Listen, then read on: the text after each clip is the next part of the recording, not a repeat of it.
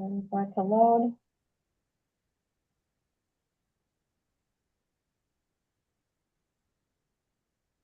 Okay, we are live. Good evening, everyone. My name is Julianne Hirsch, Chair of the Select Board. I would like to call this remote meeting of the Select Board Interview Subcommittee to order. This meeting is being conducted remotely in accordance with the provisions of the open meeting law. It will be streamed live and recorded.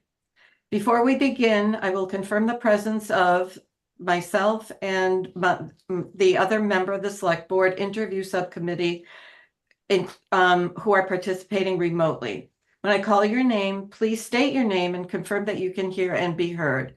So my name is Julianne Hirsch, not what it says. And so I'm sorry, everyone. And Laura, can you just state your name and say that you can hear and let us know that we can hear you? Hi, I'm Laura Dighton, and I hear you, and hopefully you can hear me. Excellent.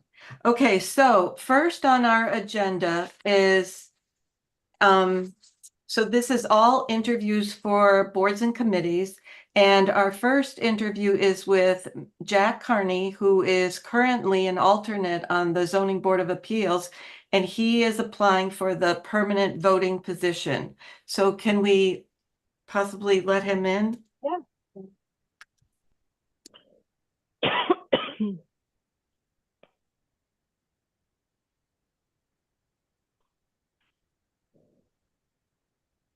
Hi, Jack.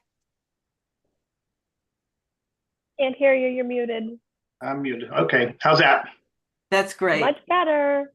Good evening. So, yeah, so unfortunately, I think your chair and co-chair are not around, but I feel like you probably have a lot of you've been serving how long now on the zoning board of appeals? Almost a year. Almost a year, but you had many years in Grafton. About 17. So you know your way around. So do you want to just tell us, I mean, I think it might be obvious, but just tell us why you want to move into the voting position? So as you know, I was on the board in Grafton for 17 years. And I had joined at that point because I had been in town for a year and nobody was signing up for boards. And that's how I got involved. And I think I enjoyed serving the town. And when I moved to Northborough, we've been in Northborough about 13 years now. I had kids who were basically in the high school age. So for about 12 years, 3 kids, high school sports, college searches and everything. So with work, it was just, my time was sort of taken up. And now my last child is going to be a senior next year. And so last year I was starting to get a little bored and lonely as organized college sports had ended. And that's why I said, well, I guess I could join something new. But I enjoyed what I did on zoning. So that's why I put my application in last year to be on the zoning board. So now I've been on for a year. I think I've helped and contributed over the last year. And I'd like to move up from an alternate to a sitting member. So it on your application, it says that you have some real estate experience, correct? I've been a real estate salesman or broker for over 40 years. I got a contractor's unrestricted license. So my primary occupation was commercial property management. I do commercial brokerage on the side. I also do residential brokerage, mainly friends, family, customers, and clients that have dealt with me over the years who trust me and I trust them. So I do a couple residential deals a year, keeps me up on the current code, current law, but I prefer commercial. Yeah, I was going to ask how, if you thought it helped in this position, and I guess it really does, huh? A little bit. You have more of a background. I've dealt a lot of zoning issues over the year from my occupation. Deal with a lot of, it just basically, I don't want to say like a commercial side. You're always, everything's negotiated commercially. Residential is all sort of dictated by, Commonwealth law. But commercial, everything is, you have to look at everything and make a decision based upon, law, but also negotiation. And, on a zoning board, you're looking at the law that's on the books, but at the same point in time, the whole idea of the zoning board is to use that bylaw and stretch it a little bit. So you basically, if you use the book, you can do different things with the book. It allows you to help people, not to always have to enforce things literally. Not to make life difficult. So I just have one question, then I'll turn it over to Laura. What do you think is going to be the biggest challenge to the zoning board in the coming years with the housing shortage and the state mandates? Well, you have, the state mandate is, it doesn't change anything for Northborough. They were already, they've already been dealing with it over the years. In Northborough, there hasn't been, so I've been on for a year. We haven't seen the 40B come before us. When I was in Grafton, basically that was when the 40B law started being massaged and used. And I've overseen a number of 40B applications and sat on a number of 40B permits. So at some point in the future, Northborough will be looking at something like that. I think we're over our 10% right now. Right. But at some point that will change. Right. But we're working really hard to keep it at 10% and above. Which is great. You need housing, but it needs to be done the right way. Yeah. That's the problem. Exactly. Laura, do you have any questions for Jack? I think you took all the questions right out of my bag. So first of all, it's nice to see you today, and thank you for serving in all of your capacities to get you to this point. And thank you for using that experience to continue to serve Northborough. We really appreciate it. And yeah, I was also curious about, what you anticipate. Are there any other issues that you foresee as it relates to zoning? Maybe it's outside of, the challenges from a housing perspective, but what do you see as the biggest issue from a zoning perspective facing our town? So here's my opinion has always been the zoning board doesn't dictate the zoning. The zoning board looks at the zoning. I've never been like with the surplus land that was available, they asked the zoning board to weigh in. And to me, that's not our position to weigh in. My position is when somebody comes before us to look at the facts, look at what's in front of us and make a decision.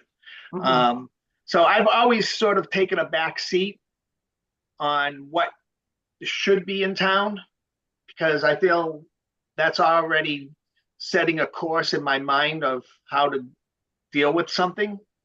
So I'd rather look at the facts of something and the bylaws and then make a decision versus being the one charting the course and then having to make the decision on it. I feel that's an abuse of power. I appreciate that very much. I hadn't really thought about it from that perspective, but I definitely can see where that frame of thought would come from. So thank you. You're welcome. Yeah. So it can get, you are the enforcer. Well, you're sort of a judge. You're sort of the judge and jury. And if you've already made made up your mind on something, and then they come before you, you're already predisposed to that opinion. And I guess early on, I just I must have had somebody on the board previously when I first joined who passed on some words and said, what we're here to do, not what, we don't make up our rules. Right. We look at the bylaw, we look at the laws, and that's where we make our decision. Mm-hmm. So I have to, oh, sorry. No, go ahead. So I'm going to ask a question because it's come up at several town meetings, and it's tricky because we've had a lot of discussion around use variance, and it's definitely one that's been tricky. And now that you've mentioned, the enforcement piece and the legal piece, like, what are your thoughts on the use variance for our town? And I'm not trying to ask you a hard question. No. I have an opinion on this. Okay. In Grafton, the zoning board did not grant use variances. The power for a use variance was with the planning board, not the zoning board. And just recently, we had an applicant before us, and we started out on that application with the request for 1 special permit and 4 variances. And I really had trouble on this one, because what they were asking for, I couldn't justify in my head that there was a hardship of any sort. But as I thought about it, and we continued to a second meeting, and I thought about it, and with Laurie and Bill, and they had discussions, we realized that it wasn't really a special permit and 4 variances they needed. It was really just 1 use variance. And by changing, and it wasn't that, by changing that, we were able to say, oh yeah, it wasn't really the variance, it was a special permit. So we looked at the use instead of all this other stuff that we really couldn't come up with hardships for. But when we said, oh, and this was basically 1 family going to a 2 family, it made sense. You could give the special permit for the 2 family, but you couldn't justify a variance for hardship of any reason for the variances. So as we sat and talked about it, we were able to work through it and look at the bylaws and help this applicant get to where they wanted to be, but also by using the bylaw and what it tells us we can do, we were able to have a solid footing of where we were. So should we have the right to give use variances? I'm somebody has to do it. Whether it's a planning board or the zoning board, somebody has to look at all the facts, look at the bylaws, and make the decision. And that's up, I think that's up to the people to make that decision, not me. I appreciate the thought you put into that answer. And it's been a town meeting, it always generates a lot of conversation. So I appreciate your answer. I don't think a lot of people really understand what they're voting on when they're asking that. Because whether it's zoning or planning, somebody's making that decision. And I think planning wants to work with whoever the applicant is to get to where they need to be. And the same as the zoning. We want to work with the applicant as much as we can within the guidelines of what we have available in front of us. Well, Laura, do you have any more questions? No, I'm sorry we don't have more time, but I've enjoyed getting to meet you, and I thank you for your interest in this next position. Well, thank you. Thank you both for volunteering for the town too. It's not easy. It takes a lot of time. You get a lot of abuse. Yeah, but it's fun, isn't it? But somebody has to do it. Yep. So Jack, do you have any questions for us? No. I know you're supposed to ask questions, but okay. I've been through the process. So you know the process. So tonight, Laura and I will discuss all the applicants, and then we make our recommendations to the full board, which hopefully might happen this Monday. And then, the appointments are made. So, but you probably remember that from last time. So yes. Yeah. Okay. Well, thank you very much. I appreciate your time. Nice to see you. See you soon. Have a good evening. You too. Bye-bye. Bye-bye. So we're just waiting for Samir. I don't see that he has logged on yet. I don't know. I sent him a message hoping just to remind him. We could sit, with our videos and mute until he gets on, or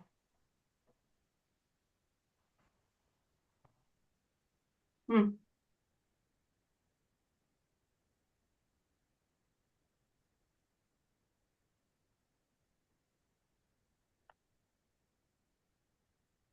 Well, let us know if so we'll give him, 5 or 10 minutes. okay. Let us know if if like Shane. Okay, that makes sense. Yeah, Angie, I have a quick question. of course. Yeah. So for Samir's application, it looks like they're interested in cultural council, design review, historic district, municipal code, and zoning board of appeals. Am I reading that correctly? Yep, that's correct. So I had asked him, to narrow it down to see, and he was interested. He's mostly interested in the zoning board. Okay. Thanks for helping with that. Yeah. So then he understands that the alternate position, hopefully Jack will move up to voting member, and then Samir would take Jack's spot as the alternate. Mhm. And then just to look, and while we're waiting, are there any boards which we have applicants for that we don't have vacancies available? Or are there vacancies available for all the people that have applied? Yeah, all the people that applied, we were lucky to have vacancies for. Okay, perfect. Yep.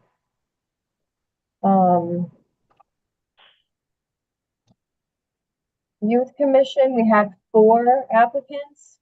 Yep. And we only have 3 spots. I did talk to Jennifer. She's not going to be able to attend tonight. She's aware of that though, so hopefully there's something else she can volunteer for, or we'll see if anything opens up. But I told her I'd be in touch with her. So Okay, good. Does she want to be interviewed anyway, or? she's on vacation, so she was trying so hard to come on tonight, but it just didn't work, which I fully understand.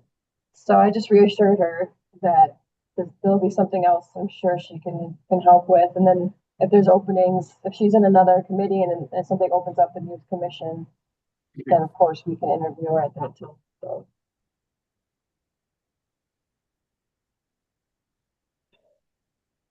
I'm gonna check my email again.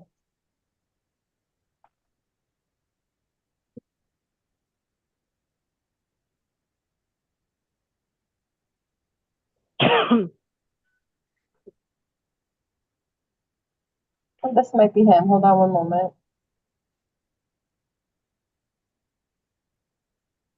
Hi, is this Samir?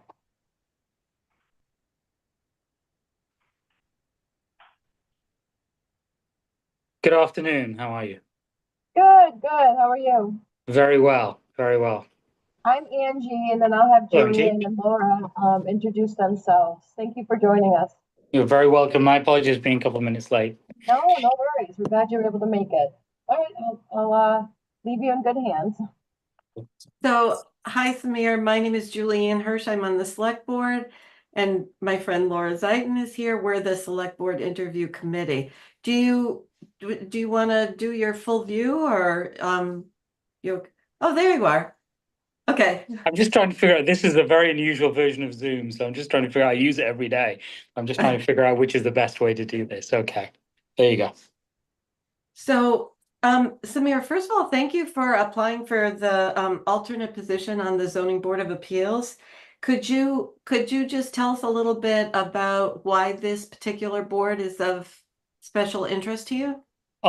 Sure. I've been in various building projects for a long time.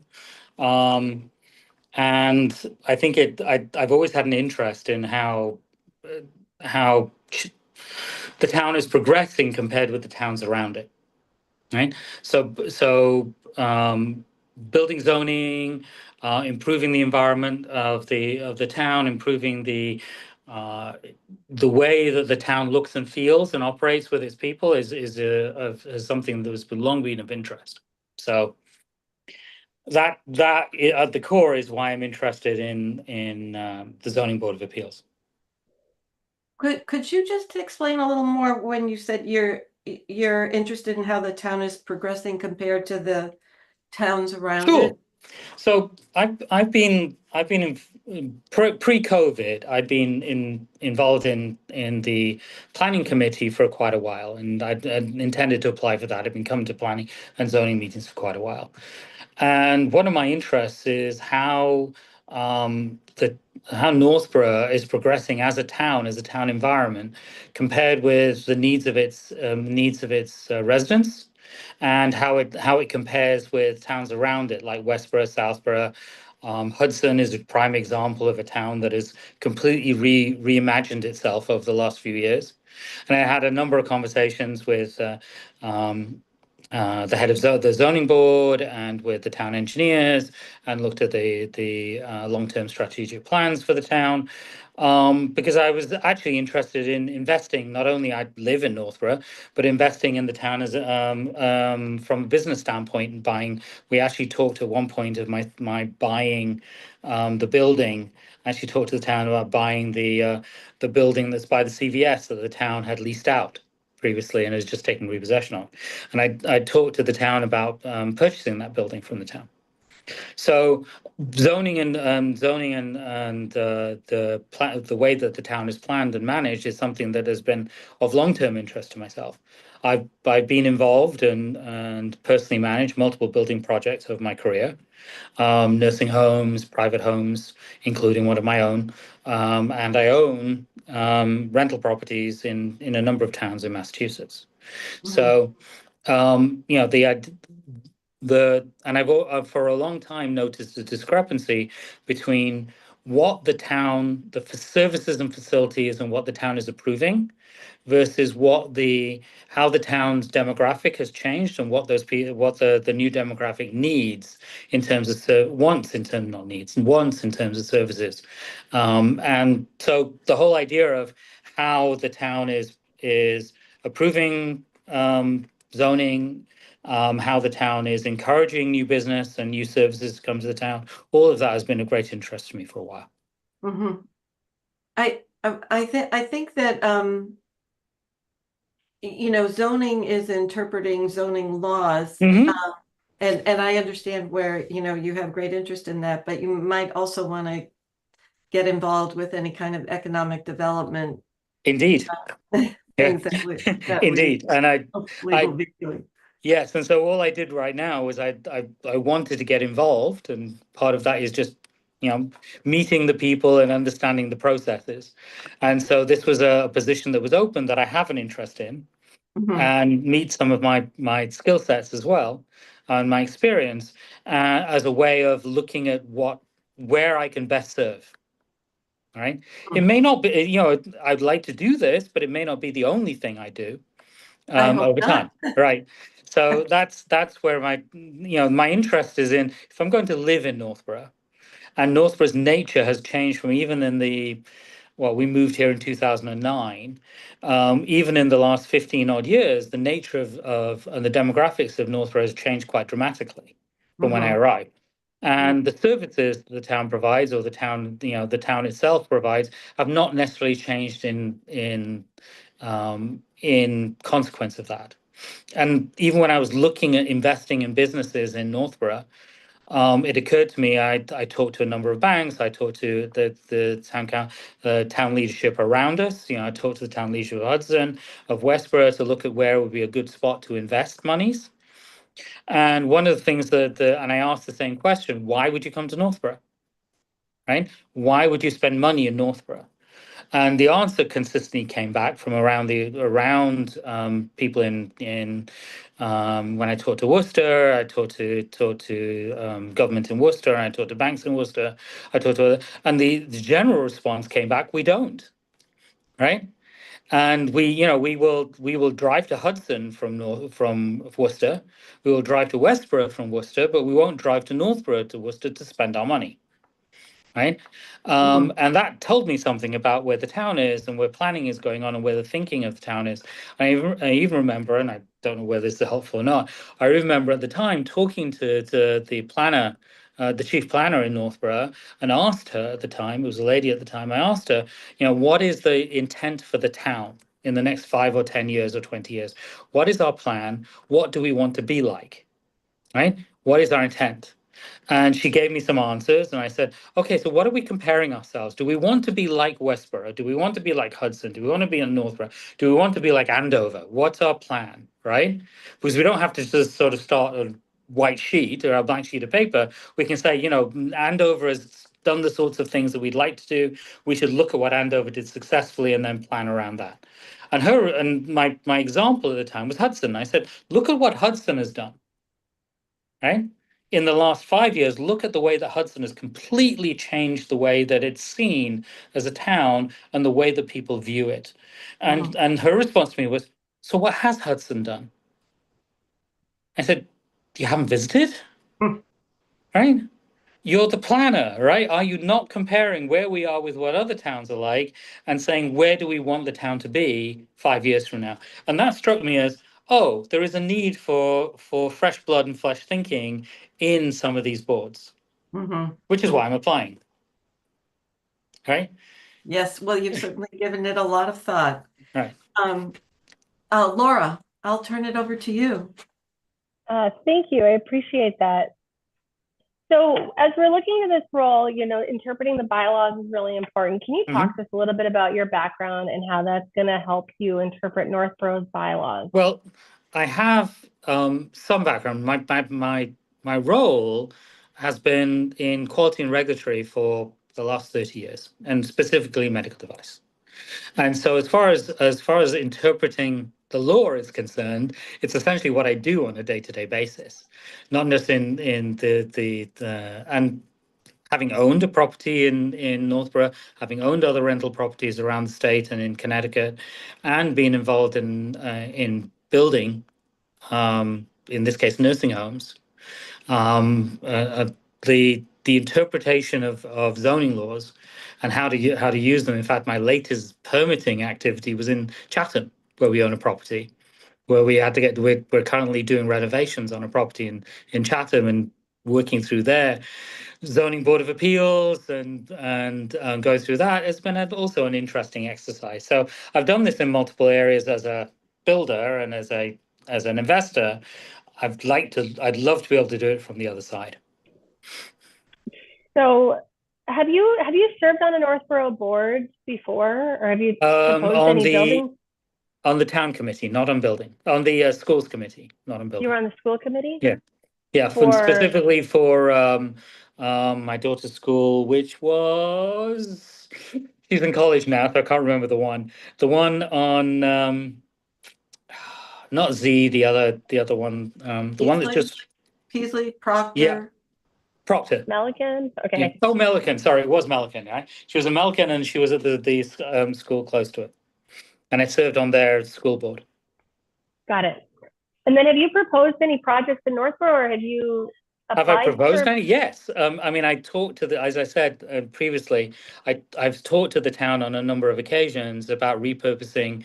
I spoke to them about the building that's across from the river, the one that used to be, I can't remember who it was before, and I proposed converting that. I've worked with the town on purchasing the property that's behind the current fire station. I actually got fairly far into looking at purchasing the property that was the old Bank of America building. And as I said earlier, I talked to the town about potentially purchasing the building that is by the CVS, the building that the town owns, has leased out, and that has just come to the lease has just been returned, and so I looked at that as well.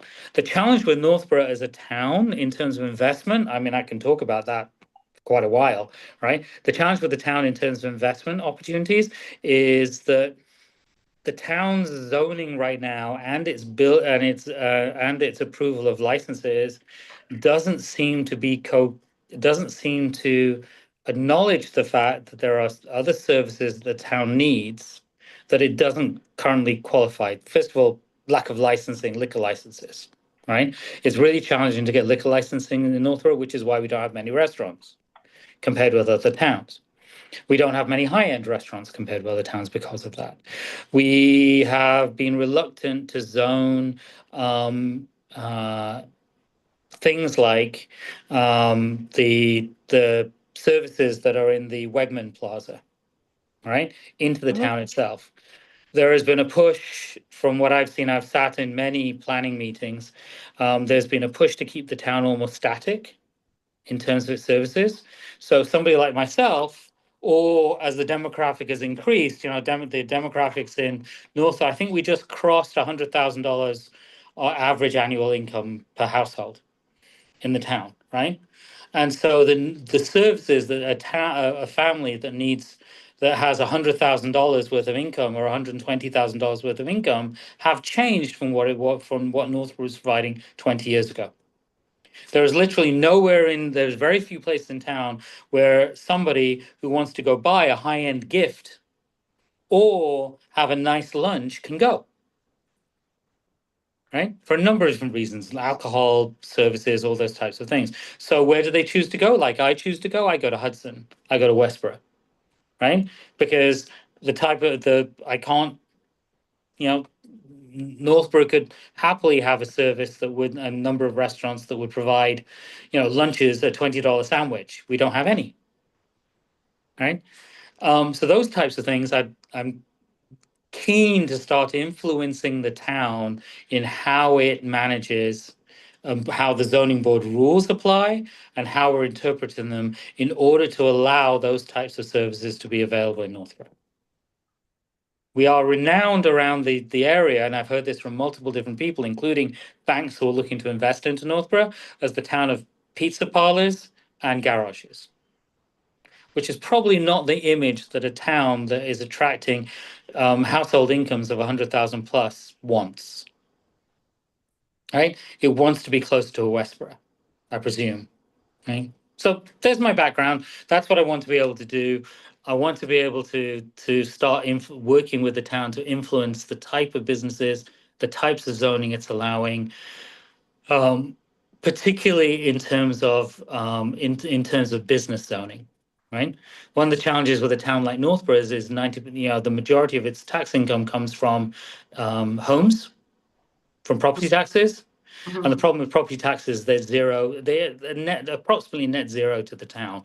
Any numbers that we take in from taxing homes get spent in those services that homes require. Most towns have money in excess from business taxes. Northborough does not have much in the way of business taxes. Right. Last time I talked to, so that's the sort of stuff, and that's because we're not attracting those businesses, right? And we're not attracting it because we're not zoning properly, right? We're not allowing those businesses to open in our town, and being able to serve in a capacity which can help influence that outcome. Look at what Westboro is, a beautiful town, roughly equivalent to Northborough in terms of income per capita. It's a completely different town in terms of the services it provides, right? So Samir, I have to be mindful of the time. We have other people to interview, but I do want to give you the opportunity, if you have any questions for us about the position or the time it takes. Well, we're not on the Zoning Board of Appeals, but we might be able to answer. Yeah. So in terms of zoning boards and these types of what are you actually looking for? Because there wasn't a Job description. job description, right? So I don't know, coming into this, I have no idea what you're actually looking for. Well, I'll speak first, and then Laura can add. We're looking for people who are analytical, who look at the job, look at the applications, look at the laws, and can come to agreements with the board about a fair and good solution to the issues that come before them. How would you answer that, Laura? I think you hit the nail on the head. For me, it's going to come down to really following the bylaws. The ZBA is there's a legal requirement for how those are interpreted, and it's important that the bylaws are adhered to. And if there's things in the bylaws that aren't a good fit, then those changes would either go to the select board or to the planning board, and then ultimately to the voters of town. So we really have to focus on what we've got right now, and we have to stick to that. And really, for me, it always comes down to the bylaws, and even for us on our boards and how we navigate our decisions, that's the heart of it. And I know that, you know, there's probably a lot more to it, but it's just looking at an application, figuring out if it's going to fit, and then, you know, validating those decisions. Does that make sense? That does. I'm wondering how then does the ZBA influence the change in bylaws? Because things change over time, right? So bylaws that were effective 20 years ago aren't necessarily effective today. And so how do does the board have any role in reinterpreting those or in influencing new zoning laws? I think they can, so first of all, planning board is very aware of what's going on with zoning. I think that's safe to say. And it's really planning that proposes our zoning changes, because they have more of the, you know, the higher, you know, the bigger view of town. Zoning is, you know, people who have to interpret the bylaws so that we come to some good solutions for individual cases. And Laura, please correct me if I'm wrong. No, I would say the planning board, the master plan, which was voted on, you know, by the residents, kind of gives us the framework that we want to work and strive to. As a community, we're continuing to check boxes off to accomplish those goals that were outlined by the master plan, but it's not fast. One thing I'll definitely acknowledge is that change is a very slow process. And while I definitely understand your desires and the urgency, everything seems to take a lot longer than even I imagined when I got started in this process. Yes, I'm sure you've experienced that. Well, so I would like to tell you that what happens after this is at the end of the meeting, Laura and I discuss the applicants and figure out, you know, how to move people forward. And then you will hear from probably Angie, because no final decisions are made until we meet with the full select board, and hopefully that will be Monday. Okay. So we will get back to you. And it was a pleasure meeting you. Meet you. Thank you for being in Northborough. Thank you. Your good ideas. Thank you. You have a great day. Yes, we appreciate it. Bye. See you soon. Bye-bye. It's nice to meet you. Bye-bye. Bye-bye. Am I reading the time right? Yeah, Yes. so Shane knows we're running a little behind, so I'll let him in now. Okay. Okay, so this is now an application for Cultural Council. Correct. Do we have space for cultural council? We do. Yes. Yes. So we have 3 vacancies and 2 applicants right now. So. Oh, hi. Hello. Sorry, I had myself on mute. Hi. Hi, Shane. How are you? Hi, Shane. Hi, good. How's everyone? We're well. How are you? We're warm. Good. Yeah, it's warm. Oh, that is true. So Shane, you've been to a couple of the meetings of the Cultural Council meetings? I haven't been to any of the Cultural Council meetings. I'm a member of the Northborough Arts Council. Oh, okay. Okay. You're on the board there. Yes. Okay. So generally we start this meeting by saying, so what's a particular interest to you? So, you know, I'd be in your answer, if you could please tell us how you see the, you know, why, how the Northborough Arts Council will, you know, help and work with the Cultural Council. Well, personally, like I got started with the Arts Council kind of through the Northborough Moms group on Facebook. I think Vic had posted about it and Suzanne was on board for it, and they're both coming off of the Cultural Council at the time. and it was just something I was interested in because my husband and I moved to Northborough in 2020. So it was really hard for us to kind of like get involved in the community initially when we were moving in. We're really like connected with our neighbors, but I wanted to find a way to be more connected with the town itself. My husband and I are both artists. I was always in musical theater growing up. Like I've always been very into the arts. So I've been very interested in that kind of stuff. Big into community. I have a big garden. I like to give all my neighbors stuff out of my garden. Um, so I really was like, once I got involved with the Arts Council and we started working with the Cultural Council on so many things, I was like, there's definitely so many things that I would love to do with the Cultural Council, because it has a little bit bigger reach, and just all the things that I've learned through the Arts Council. I started running their website and their social media accounts. So I then learned how to do my own website and social media accounts because my husband and I own an LLC for our property, the Goodwin Farm. Not really doing a ton with it right now, but hoping to get a farm stand going in the next couple of years. Um, and we hosted an event for the Arts Council in our barn. We did the Art of Giving event at our house. It was like an auction for art.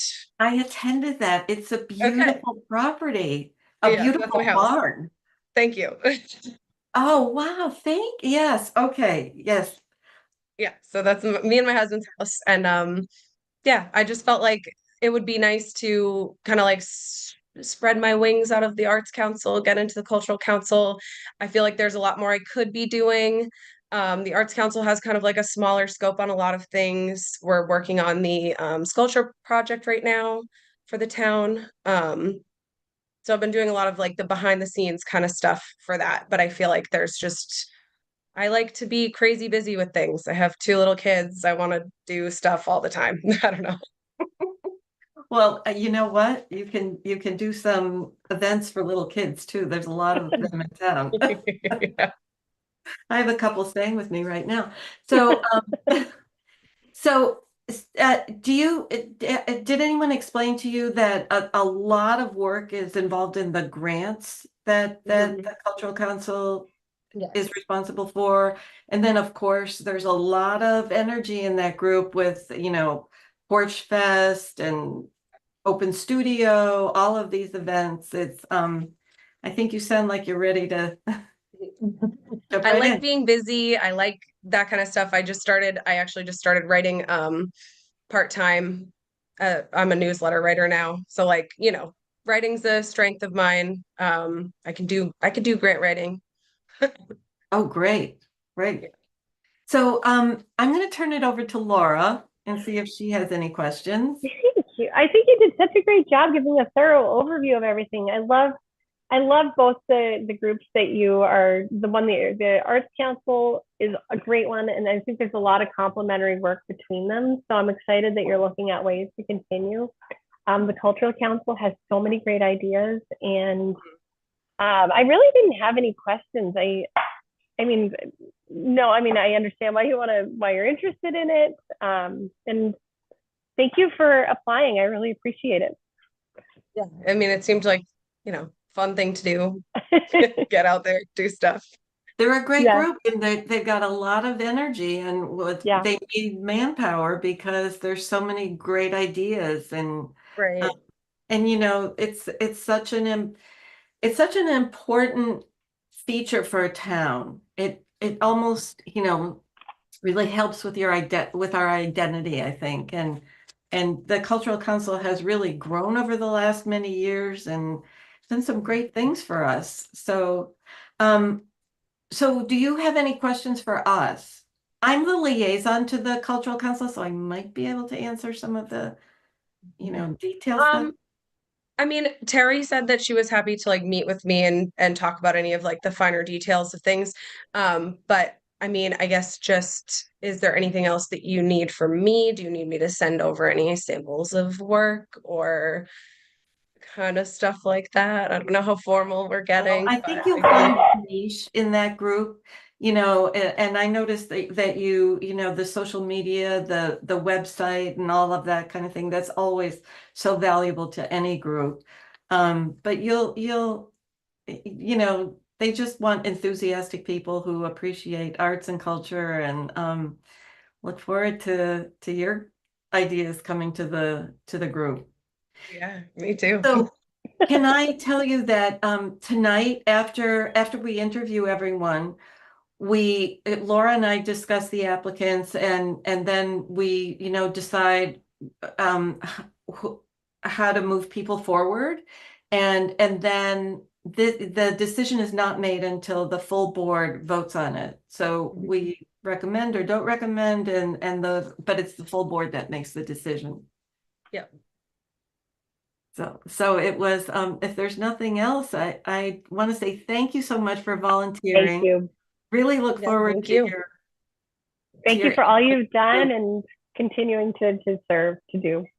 I try to Thank come you. to as many meetings as possible, but you meet very frequently, so. And I think it kind of goes in cycles, Yeah, like Terry said, they were kind of taking the summer off, so this, well deserved. yeah. Well, very nice seeing you again. Good to see you too. Thank Hope to you. see you around. Shane. Nice to meet you. Thank you. Bye, thank you. Bye-bye. Okay, so, Okay. Next up, we have Julie Peterson for Cultural Council. and we are right on time. Wow. I know. That's a first. I know. I'll let her in. 1 second here.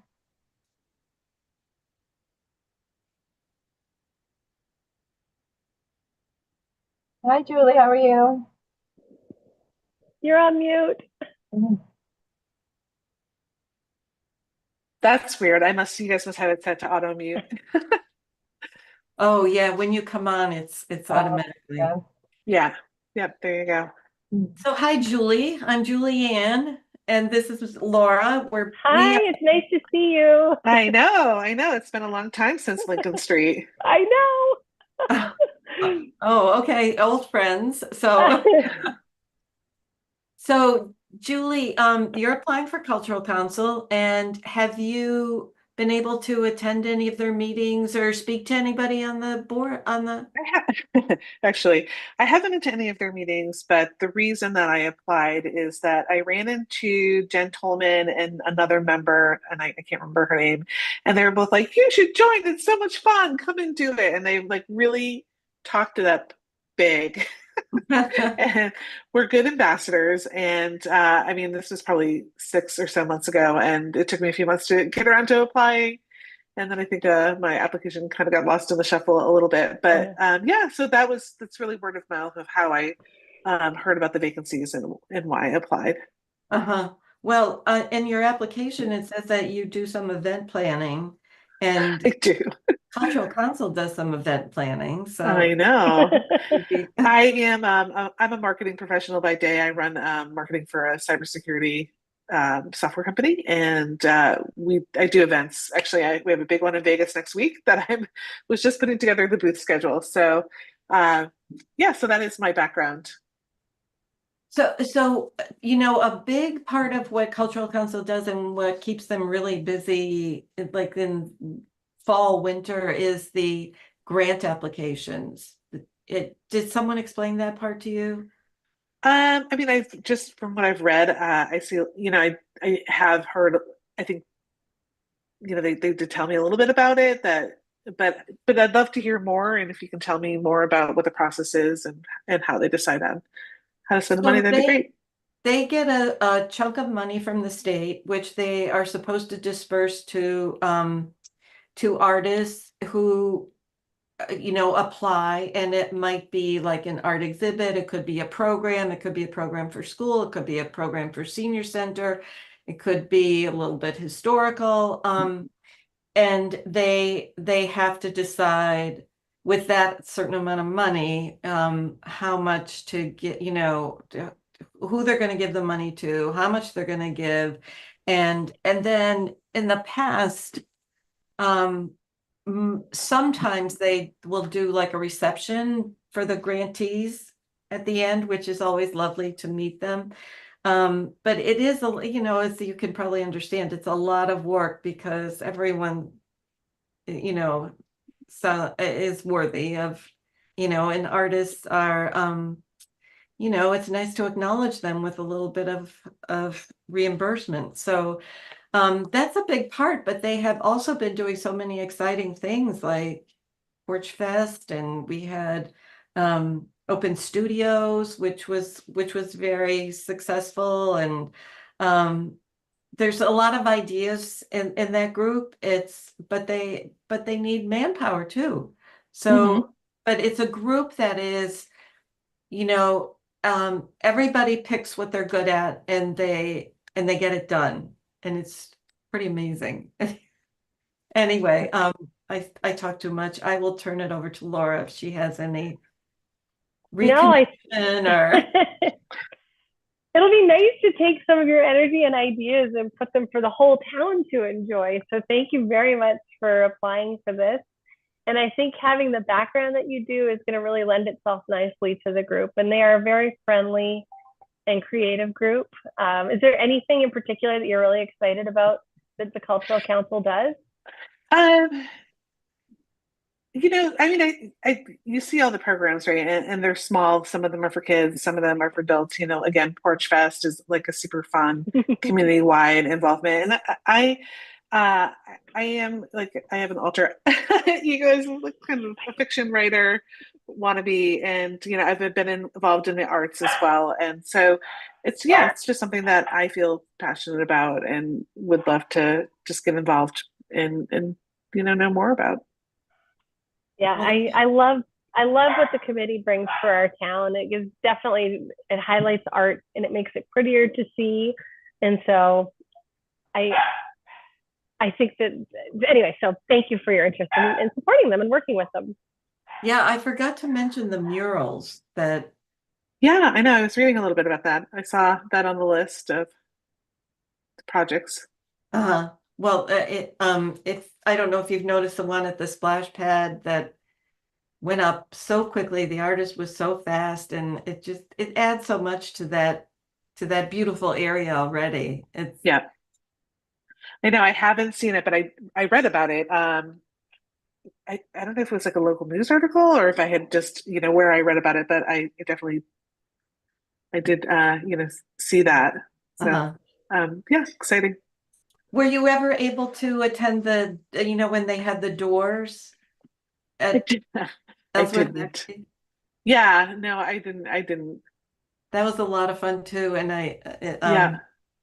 they just have great ideas, and they will welcome great ideas. So it's I think you will really enjoy it. Great. How many people are on the committee, and if it's full, and how many? Because I know there's a number of vacancies. Yes, there's a number of vacancies, and so it's an interesting committee because a lot of the rules are dictated by the state. Right. For example, after 6 years, I'm not sure if you can apply for another 3 years, but there's term limits which other boards don't have. Right. I think Janet said it was 3 years, and then you could apply for 3 additional. That's correct. Yep. Okay. Yep. So yeah, you do, and you can only do a max of 6 years. And right now we have 3 vacancies, and so 2 applicants. So that's good. So and trying to see how many total. Okay. So the total of 11 members. Yeah, so it's a big group. Yeah, yeah. Well, with some of the projects, it takes a lot of people to get these things done. Oh, for sure. Yeah. So Suzanne, and when she was on, there was the big festival at the town common, and that was putting up tents, taking down tents, and takes a lot. Yeah. Right. Everybody pitches in where they're needed. So in terms of schedule, I think they kind of go by what fits people's calendars and how often they need to meet. Angie, there's no set schedule for them on the website, I don't think, right? Right. I think it depends on what events they have going on. And yeah, like the summer, they're taking summer off. So yeah, it's kind of as needed. And I don't know if when fall starts, if they'll kind of have more of a schedule, but Terry can definitely talk to you about that. Terry's the chair of the committee, and Right. Mhm. And what did you say was your artistic outlet? It's fiction writing. So yeah, just aspiring. So I've done an MFA program, so I just have to finish. That's kind of my only thing. Oh, that's But yeah, awesome. yeah, yeah. It's hard with sometimes it's hard with schedules and stuff to kind of find a big chunk of time to devote to writing. But and I do it every day in my job, but slightly different kind of, it's more marketing writing. But Uh-huh. yeah, that's kind of, and then, of course I'm an admirer of many different medium of arts. So yeah. I'm sorry my dogs cut us off before and I completely lost my train of thought, That's okay. but yeah, no, I think that's awesome. Yeah, that's a lot of work. I sometimes listen to, when the famous authors are interviewed and they say that they have to, just Yeah, say from 5 a.m. to 7 a.m. every yeah. day, no It's matter. it's right. It's about it's just about habit building and making up the time. And yep, definitely, Hmm. And that for was sure. your coursework in your MFA program was the.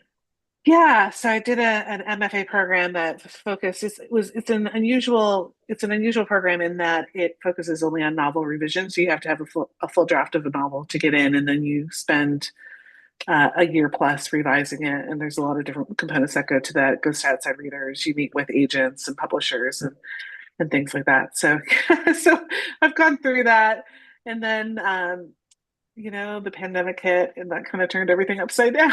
So Mhm.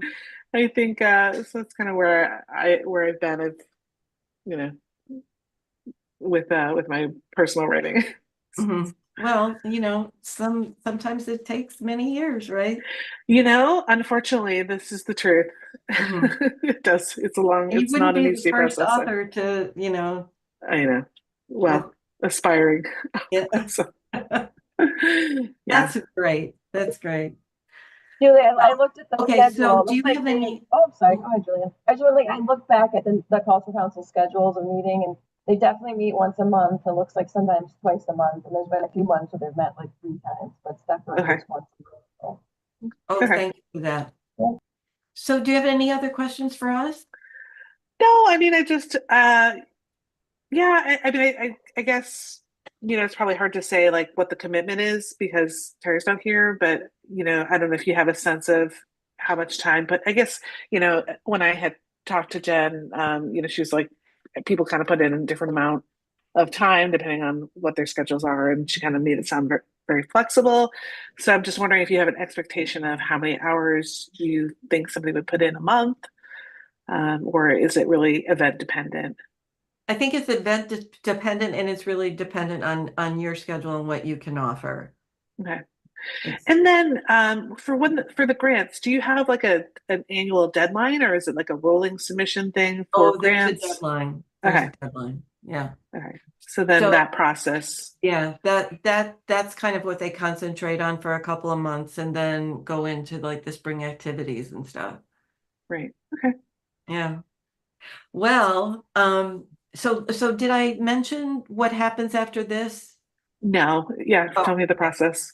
Because I've mentioned it a few times. I feel like I'm repeating myself, but That's okay. so at the end of this, of interviewing everyone, Laura and I discuss the applicants and decide how to move things forward. And then nothing is fully decided until the applications come before the full board. Okay. And that will be Monday, I'm pretty sure, right, Angie? Yeah, it's on the agenda for Monday. That's great. Do you have more applicants than spots at this point? No, Okay. Well, I no, hope I but this haven't. is great. This is Yeah. great. The Cultural Council has recruited a lot of people, and so it's going to be fun. Yeah. No, I've been in Northborough for a long time. I've Gosh, I mean, I can't believe it's been like 7 or 8 years, but I was on the Northborough, the Lincoln Street Building Committee, Oh yeah. and I was really involved in that. And and that ended up being a lot more work than I had ever anticipated. I thought, oh, it's going to be a year of sitting at these fun meetings, and it ended up being like doing a lot of community outreach and going to like every school's fun fair and doing like, presentations and stuff. So after that, I took a break of a couple of years, and I was thinking like around town meeting this year, I was like, gosh, I really need to get kind of back involved in the town, because I've lived here for a long time and I've done a lot in the community before. And so it's just kind of a piece that's been missing. So I'm excited to, hopefully get on this committee and do some, work for the community. Yeah, great. I mean, it's volunteers that make the town special, right? Yeah. I like to volunteer. I'm an over volunteer. Great. I can but vouch I'm not for doing that. anything. I'm not doing anything at the moment. So that's like the big hole. I'm like, I need to volunteer for, a good cause. Good. So. Well, thank Thank you you very so much. much. Yeah, thank you both. We'll And see you Nancy for around setting this town. up. Yeah, thank Yeah, you. hopefully that'd be great. Thanks so much Yeah. for your time. Thank Thank See you you. soon. Thanks, Julie. Bye. Bye. Okay, so we'll switch gears now to the Youth Commission. We have 3 vacancies on the Youth Commission and 3 applicants. And I do have Sue in the waiting room. I'll let her in. And wait, we have someone from Youth Commission coming, right? Yes. Carrie is coming. Yep, she's right here. Thank you. Yep. So Carrie. Hi, Sue. You're on mute. Hey, Laura. Sorry, I was on mute. Hi. I haven't done Zoom in a bit. I have to remind myself to do it. Hi, Carrie. Great Thanks for to see joining us. you. We appreciate it.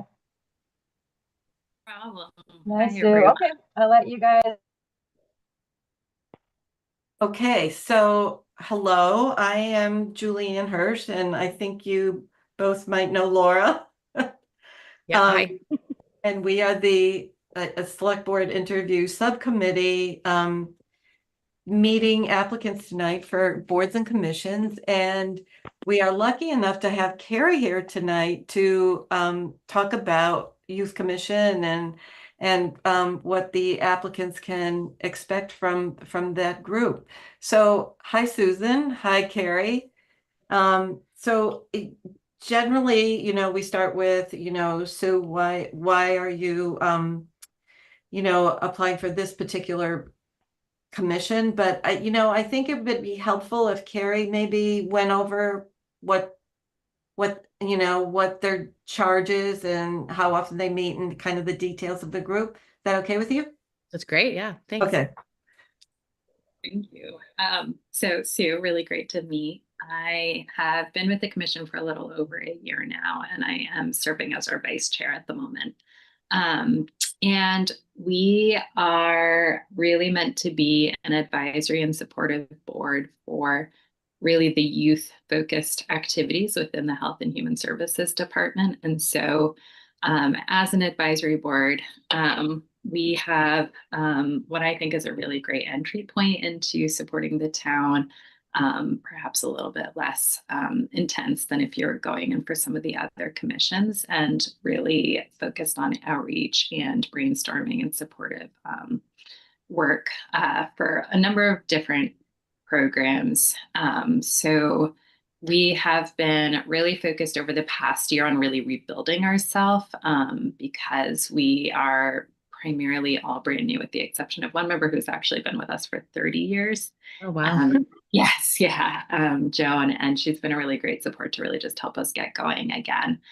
There was also a bit of, I think it was about a year's hiatus where the group was in transition and not regularly meeting. And so as that, I realized I started to talk about programs and then shifted. But as part of that, as we've been rebuilding, one of our key focuses has been really on trying to get awareness of those youth-focused programs out into the community.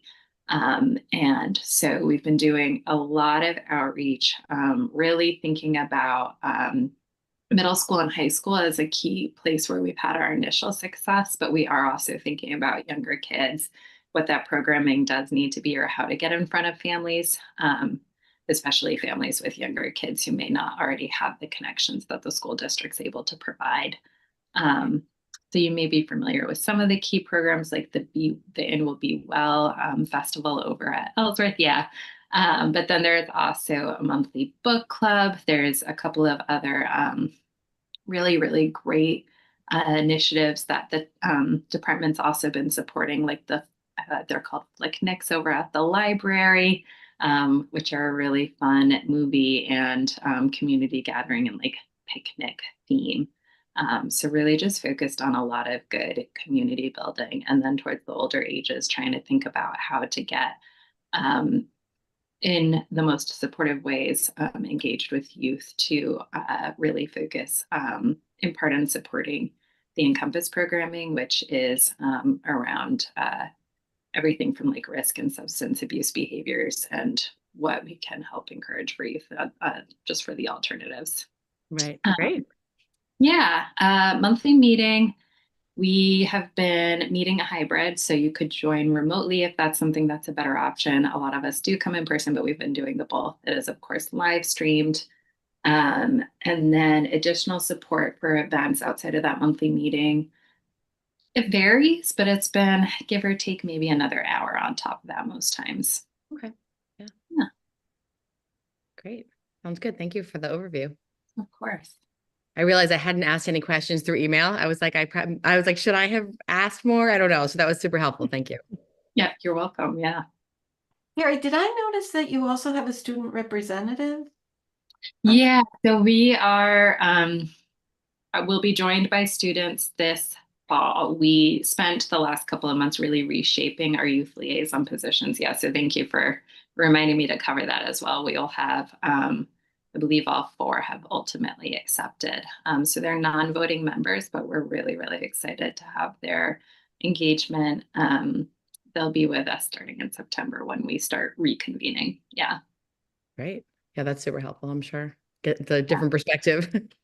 Yeah, and they spread a couple of the grades as well. So that'll also be really nice. Yeah. Yeah. Good.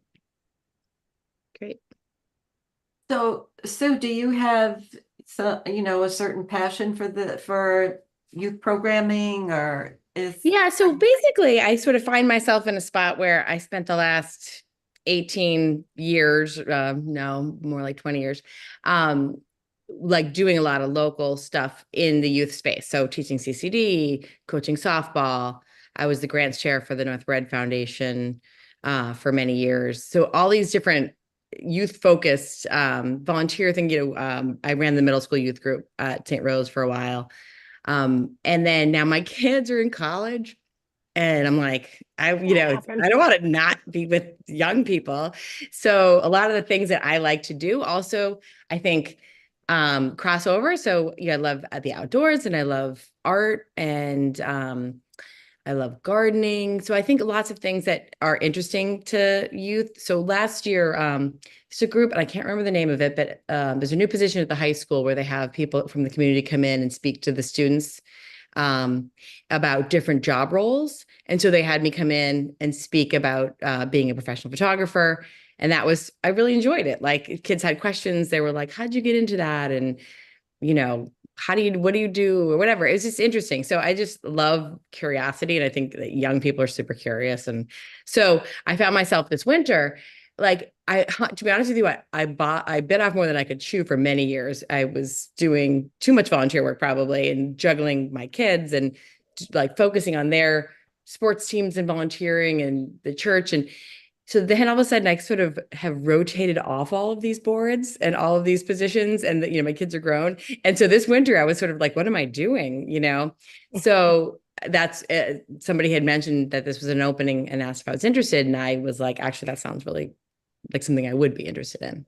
So, and I feel like I have a lot of experience in different aspects of the community. So I'm a local business owner. I've lived in Northborough for 25 years. So just different, between different groups I've been involved in, I just feel like I have a lot of different aspects of the community.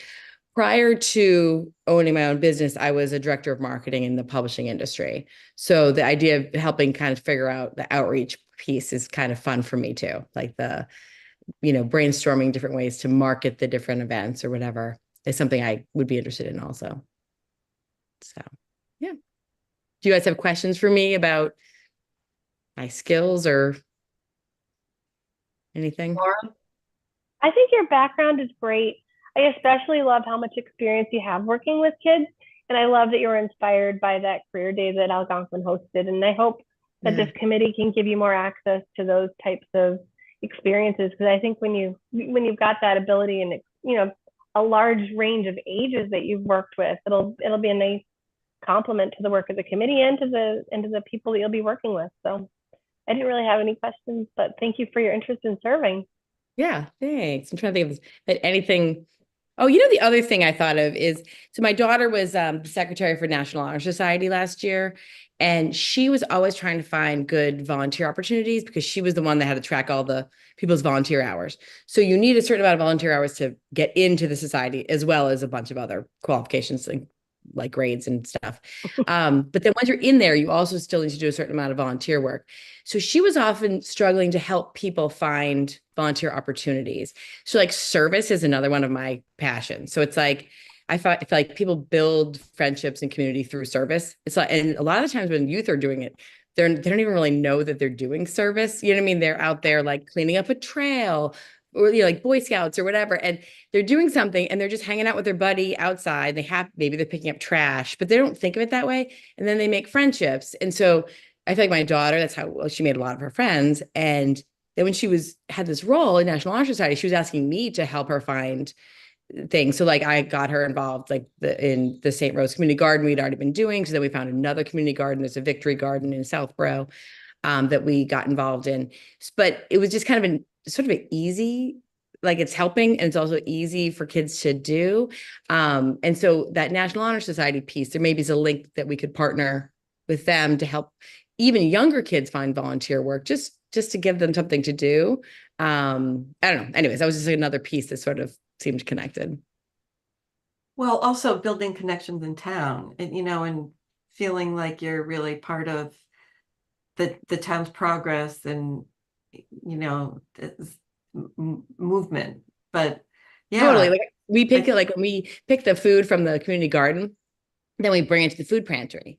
So then Lindsay later decided, Lindsay's my daughter, to then volunteer at the food pantry. You know, so it was like but she may not have made that leap, and she met somebody there and then found out that you can volunteer there too, you know? And then she found out that some other things she was involved in was related. I don't know, just it is a lot of connections. I think you said something that's really true also, is when you're doing something like that with your friends, it doesn't seem like work. Like even if you're gardening in hot weather and your friends are there, it's like, well, this is, you know, not so bad. It's fun because all my buddies are around. But right. So I grew up doing a lot of youth group work in high school, and those were all my closest friends. You know, we did like a wreath sale and a bake sale, and like we had like a Friday night, we'd bake a bunch of stuff and then sell it, and the money went to, you know, different charities, but it was fun. You know, it wasn't work, right? So I feel like if we can kind of have kids do that kind of stuff, and then even sometimes the kids who may not have so many friends, but you can sign up for it. You know what I mean? So it doesn't really matter if you have, then maybe you make some friends. So I feel like, you know, it's good for the kids who have a whole crew, but it's also good for kids who maybe don't, because, you know, everyone there is going to be doing it all together. So I don't know. I always thought Sarpus was a good youth program. I'm glad to hear about the National Honor Society requirement also. There's I could maybe talk to you about opportunities in town. Yeah, absolutely. Yeah. And I can reach back out to the people at the high school. I'd be happy to do that. But yeah, so I think there's like sometimes there's little pieces of community that aren't connected that easily could be. Mm-hmm.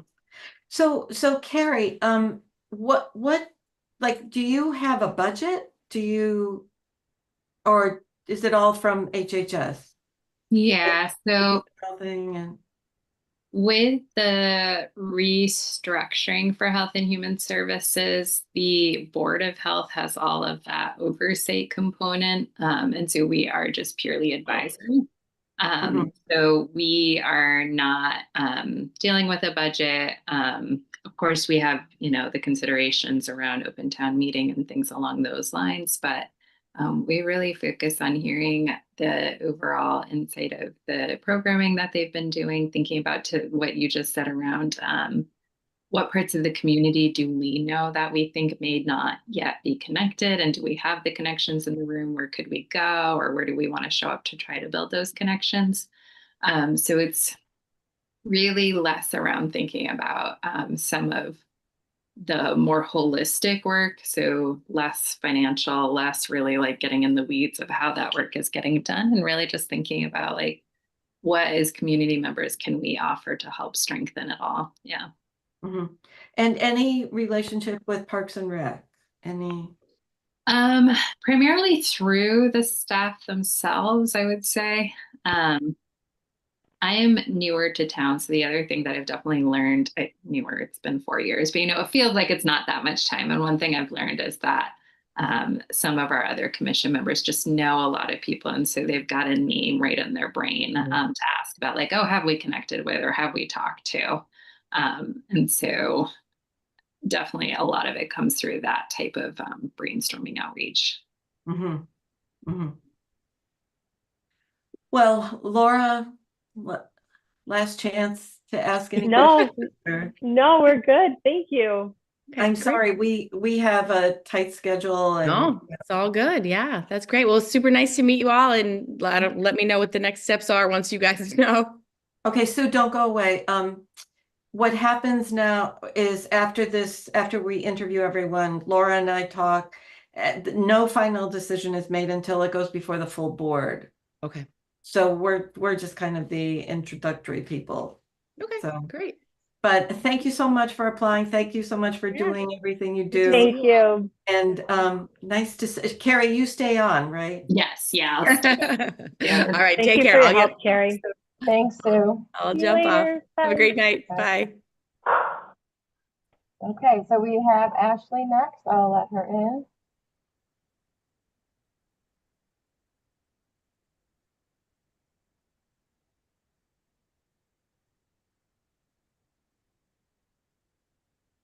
Hi, Ashley. Hi there. So let me introduce everybody. Sure. So my name is Julianne Hirsch. I'm on the select board. We have Laura Zeiton, who's also on the board, and Carrie, who is representing the Youth Commission. And she has all the information about what the commission does and what you can Wonderful. expect. Great. So generally, the first question is, there's lots of boards and committees to volunteer for in town, and you volunteered for this one. So do you have a special interest in children and health So, and services? yeah, thank you. So I have a 9-year-old son. We just purchased our home. We've lived in Northborough for a while, but rented. And so we just purchased on Summer Street, and my son's going to be joining Peasley for 4th grade. And I have a 1-year-old daughter as well. So we live walking distance to Assabet Park. We use Ellsworth McAfee. We go to the library almost every day because we're walking distance. My son's done a few clinics through the recreation department. And so this is my first time kind of in my mid-30s and having my children, being a part of a community and owning a home in town. And so I just wanted to try to get involved. And I felt like that was something that I had the most experience with already, and that I could have firsthand opinions or experience, using the services and having opinions on how things go. Well, they go with a lot of volunteer work. Yeah. And before we go to Carrie to explain things, Laura, can you give the history of Ellsworth McAfee? Oh my gosh. This was so fun. So Ellsworth McAfee, and I could goof this up, so I apologize, but many years ago, I did a little bit of research with some help from friends, but I think it was up for sale, and the Junior Women's Club, which just celebrated their 100th anniversary, did a fundraising activity, and their dream was to have it be soccer field. So now as you're there, and I feel bad, the woman's name completely slips my mind, but these women really did a lot of work back in the 80s to make that park possible. And I am so grateful for all their work. And I'm glad that you're enjoying it and that you're in walking distance. Yep. Yeah. We love it. We go there for the concerts. My son played one season of Northborough soccer. So we've used the field. Many hours. Yes. Yep. We use them late at night if, just to Yep. go down. Yeah, so it's wonderful. We love it. That's awesome. Well, thank you. And I appreciate Oh. your interest in serving on this committee and this board, rather. Yes, we digressed, but now we'll let Carrie explain what the. Sorry, Carrie. No worries. My kids that ask, not ask, well, Alphabet too, and Ellsworth all the time. So I'm learning it. But yeah, so Ashley, nice to meet. I am the vice chair for the commission. I've been on it for a little over a year. We are not a young board in the sense that it's existed for a long time, but we're young in that there was a little bit of a hiatus. The Health and Human Services Department has gone through some changes over the past couple of years. And so we resumed meeting only last fall, really, and started setting new goals based upon, yes, the existing mission, but also what's the best way that we can operate at this time. And most of us are new to the board or relatively new as well. So it's, I think, a really great time to consider joining us. We meet once a month. We also do support the Health and Human Services team with outreach. And so there's opportunities to do a little bit more for another hour or two every month, pretty much every month. We do not meet during the summer. I forgot to tell our previous candidate that, but we'll pause for July and August and resume in September. And our key goals are to really support and advise the Health and Human Services Department for their youth-focused programming. So not so much the more like health department activities that they have, so less towards like epidemiology and more towards things like hearing about and advising on everything from the Be Well programming to the Flicknicks that they do at the library. If you're familiar with those, the like picnic and movie setup, the wellness Words of Wellness book club that they started. Thinking about youth outreach for older youth, ways to present information to them that's a little more at their speed and digestible, but also having a social media presence that reaches those of us who are, traditional adults who just want to know when the splash pads open an extra day because it's so hot out. And one of our key things that we're doing in all of this is really thinking about what's the connective work that we can do in the community to really say, like, here's some things that we're hearing or seeing or needs or opportunities, and how can we pull it all together to support your ongoing work. So we're not dealing as an advisory board with things like knowing all the nuances of regulations and codes or dealing with a budget. It's depending upon what you're looking for. I really enjoy that. It's really kind of that more connective community-based approach and advisory approach. And really, really supporting with outreach to get the word out there and to help get the right people to help inform and support the work that the team is doing. They're doing so much that's really incredible. Yeah. That sounds more up my alley as well. Just a little bit of background as well. I own just a small hair salon, a 3-chair salon right on West Main Street. And so many of my clients are Northborough parents as well, mothers mostly. So I feel like that's a constant conversation about what our kids need or what families need or who's helping who that don't have certain resources. So I feel like that's something I do day to day pretty much anyways, is just have those conversations with people that are already in the community. That is so great. It's kind of, yeah. It's a good time to have a good conversation with someone. Right, exactly. Yes. That or driving your child in the car for a half an hour. Right. That's when the best conversations happen. Everything starts flowing. So do you have any questions? You mentioned the schedule and everything. Any other questions for Carrie or for us? If there are specific days, I think I was it Tuesdays that they typically meet, or is there a specific day that they typically meet? Yeah, so we'll be meeting Tuesdays, and now I have to remember we're shifting, I believe, might be the first Tuesday Yeah. of the month. I- But it's I once a think I month. signed up knowing that it would work for me anyways.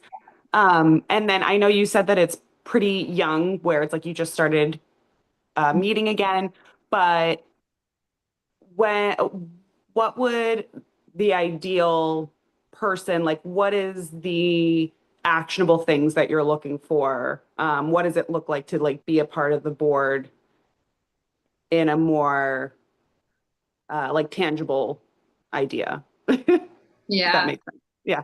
it's a great question. And I think we, in general, have noted it's really hard to figure out getting in front of like younger families. Mhm. And I think this is so ironic that I'm the one saying it as a younger family, but I'm also like working most of the day and not the one who gets to take my kid to a lot of the community activities. Yeah. And so that was something that we've noted that is just like challenging. And the team has been trying to think about like what else do they need to know about supporting young families. So it sounds like you are hitting that demographic as well with the 1-year-old. Yeah. But I think in general, we are so new and trying to figure it out that we haven't like really had that clarity. What's also going to shift in addition to how we're sizably unstaffed. That's not quite the right phrasing, right? But we've not even had half our chairs filled at this point. So in addition to that, we're also going to have 4 youth liaisons joining us this fall that are all high schoolers. And we're really excited for that. And also, I think we just don't really know where that's going to bring us. They span, I think, rising sophomore through rising senior. They do have a lot of interests and ideas of how we can get youth engaged and get like better in front of youth or create programming or support the programming that does exist to be like more connective with teens, which is going to be really exciting. But that leaves a lot, to be seen at this point around where we're going to go and what we're going to do. Yeah. Well, that's exciting. It's not so much like a pigeonholed idea at this Yeah. point. That's nice. Yeah. It's a lot of brainstorming. Yeah. It is. Yeah. And I think really those kids, their application showed some really awesome ideas and thoughts. And yeah, we can't wait to have them on board, but that's definitely gonna also just expand what we get to think about.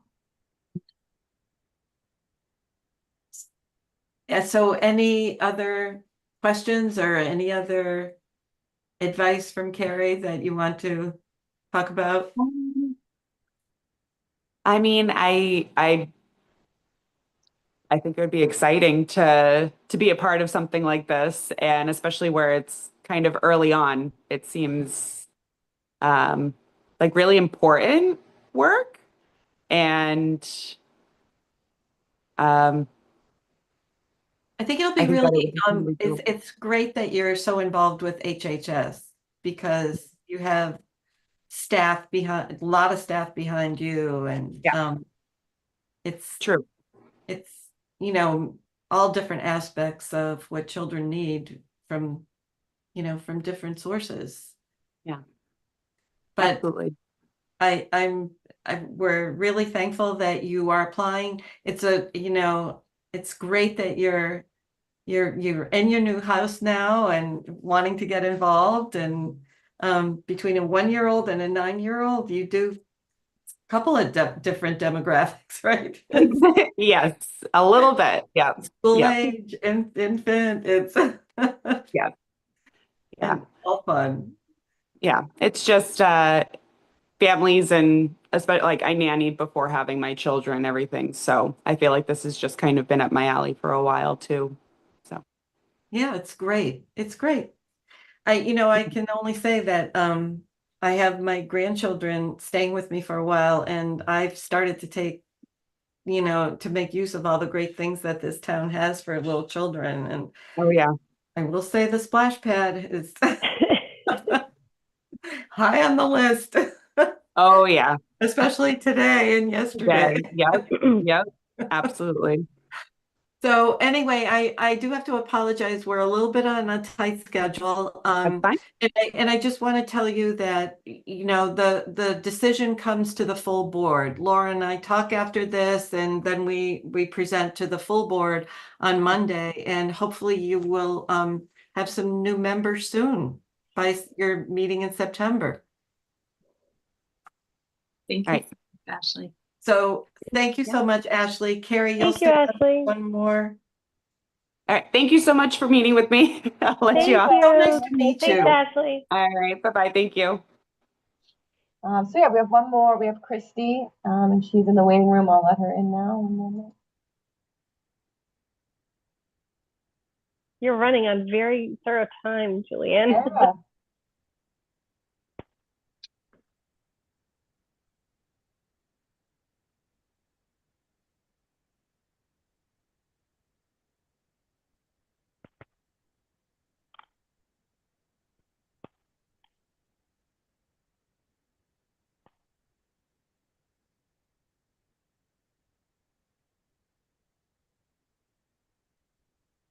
Looks like she's trying to connect. There we go.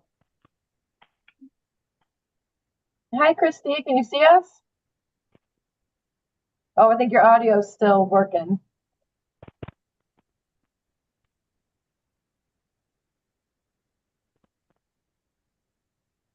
There we All go. right. Mhm. I think we're Hi. working now. There you go. I don't do a lot of Zoom meetings. I'm a stay-at-home mom. I love the in-person. I love that this committee is meeting in person. I much prefer that. It's a whole different dynamic. Well, isn't your committee meeting, you know, all kinds of needs? Do you do hybrid or? We've been doing a hybrid, yeah. Oh, you have? A Uh-oh. lot I of thought I us read meet it in was person every in-person. month, but we do have to live stream anyways, and so we've got a couple of us who join remotely. But yeah, there's a core group that's usually in person. Yeah. Okay, Good options, Christy. good. So, from your application, it sounds like you find yourself with a little bit of time to volunteer. Yes, I'm soon to be empty nester. One has been launched. He's in Philadelphia. He's out of the house for at least a couple of years. And the other one is soon to be launched, to be TBD. So he's on his own timetable and I'm letting him take the lead. So he's going to take a gap year at least before he goes to college, which I think is really a great idea. So generally we start these with, you know, what is your particular interest in this commission? I noticed that you had a background in psychology, which. Yes, I really wanted to be a psychologist. I actually wanted to be a family therapist, which I would have been great at, but I would have taken home everybody's problems with me. I'd be constantly thinking about my patients, you know, and now that I have a family of my own, I just say I could not have done that and had a family of my own. So I made the right decision. I didn't pursue a master's or anything. I just said, I'm going to take some business classes and go into human resources, which is kind of a mix of business and psychology. It was a perfect field for me. I loved it. I loved working in HR. So we're lucky enough to have Carrie here. She's the vice chair, right? Yes. Of the Youth Commission. And she's just going to explain how this, you know, how it runs, the schedule, and actually, you know, what you will be expected to contribute. Okay. Yeah, so Christy, it's great to connect. So I'm our vice chair. I've been with the commission for a little over a year now. We've only been actively meeting for about a year, though. We are sort of a refreshed commission. I think about 18 months ago, the Health and Human Services Department was merged and restructured. That was something that actually came out of town meeting.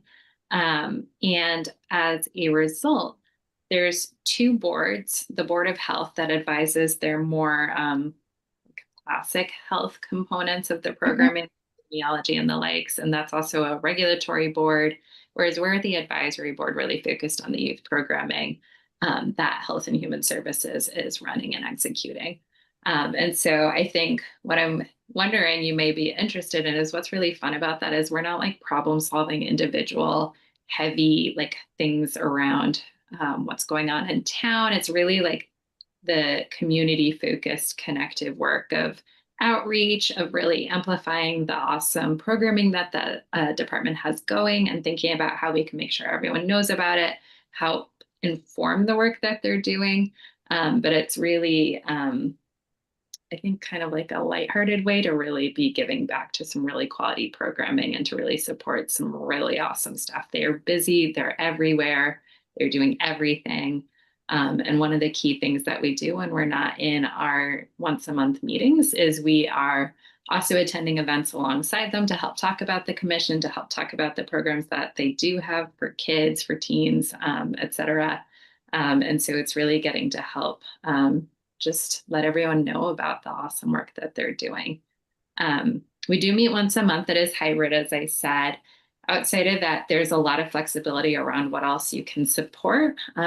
We do a lot of attendance, as I said, at some of the other programming that they're offering. So, for example, there's going to be a day of wellness coming up in a couple of weeks that a couple of the commission members will be joining just to help be other faces and help tell everyone about it. We've joined some of the Ellsworth McAfee concerts this summer.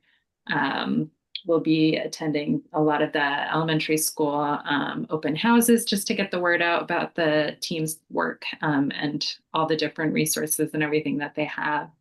And then another thing that's happening this fall, in addition to adding in more members to the commission, but we'll also be welcoming for youth liaisons as well, who are all high school students from rising sophomores to seniors who are going to just really help us better understand how the department's work can really tap into what's interesting and appealing to teens, what meets teens' needs.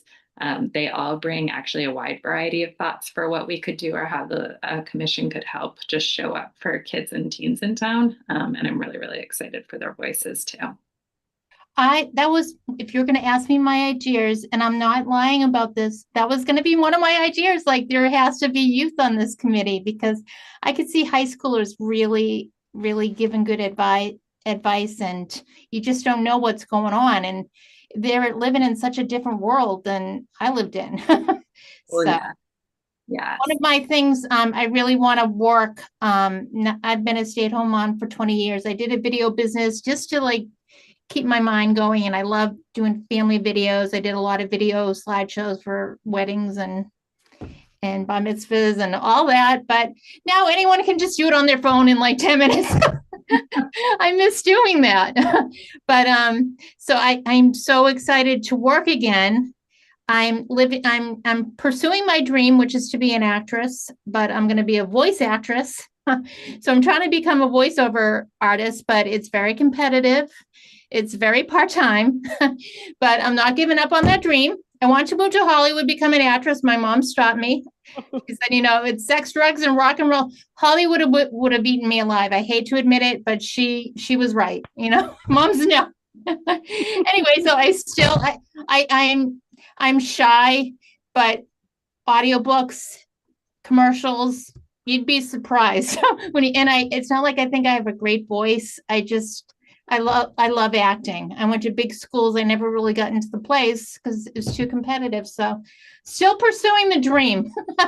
So I'm not giving up on the dream. And then I want to do something HR related. So I'm going to do a career coaching business. Not sure if that's going to work or not, because everyone loves to do everything online. And again, I want to meet people in person. I want to meet kids at Panera and say, what's your long-term goals? What's your, 1-year goal?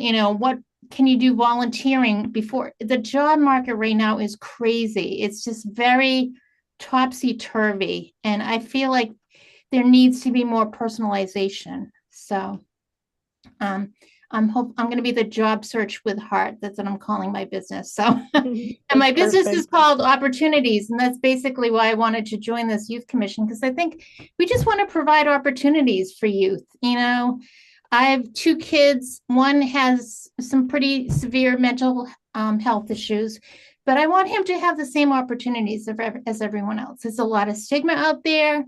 I have another kid who's transgender, who's just really having a hard time in this environment. And he's always had the best opportunities through sports, high school. Let's meet him. But he's struggling now, but I'm letting him struggle because he's in Philadelphia. He has to, learn to be on his own. I'm sorry. I'm an emotional mom. This is why I'm a good voice actor. I get the feeling across. I promise I won't cry at meetings, but when I talk about my kids, I get, if you're all moms, you probably understand, but he's having a hard time right now. So I don't want to think about him. I have to separate myself from him. He'll manage because he's had a lot of hardships in his life, but he has grown from them. So it's really important that, the world isn't just smooth sailing. No. For no one. Right. I have to comment, Christy. I don't mean to interrupt you, but one thing that really struck me, and now even hearing, this background and how it's come to life for you, but the fact that you've experienced some challenging medical needs with your children and neuro, just different, these are definitely different groups that we need to reach, and they're so critically important to our community. And I love that you come with that passion and that experience. And I hope that your children will both find ways to flourish and thrive. But thank you so much for taking that and helping extend it to other kids that may not have that same loving, supportive family system. Yeah. And I hope that all children in our towns are loved and supported. But if there's one thing that we've really learned recently is that it's a tougher world for them. And I think your empathy will really help. And hopefully there's people in Pennsylvania that are helping your son There is find that support. So that's why let he's us going help, to that school he's going to. Yeah. Good. And we'll do our he best will to grow from support it. you. And he has to work advocate for himself. So, Yep. and he's 22 now. So put those skills to use, for you and for him. yeah. So thank you for He still sharing calls that me with every us. night. It's just a 5-minute conversation, but he calls me, which I love, Yep. and it makes me feel better that everything's, he's doing okay. Yeah. So It's so true. Speaking of that, Carrie, I'm curious, have you identified, issues that are heightened for children now? Is it like social media, phones in school, that kind of thing? Are those the kinds of, I guess for a better word, problems that you advise about? Yeah, it's a good question.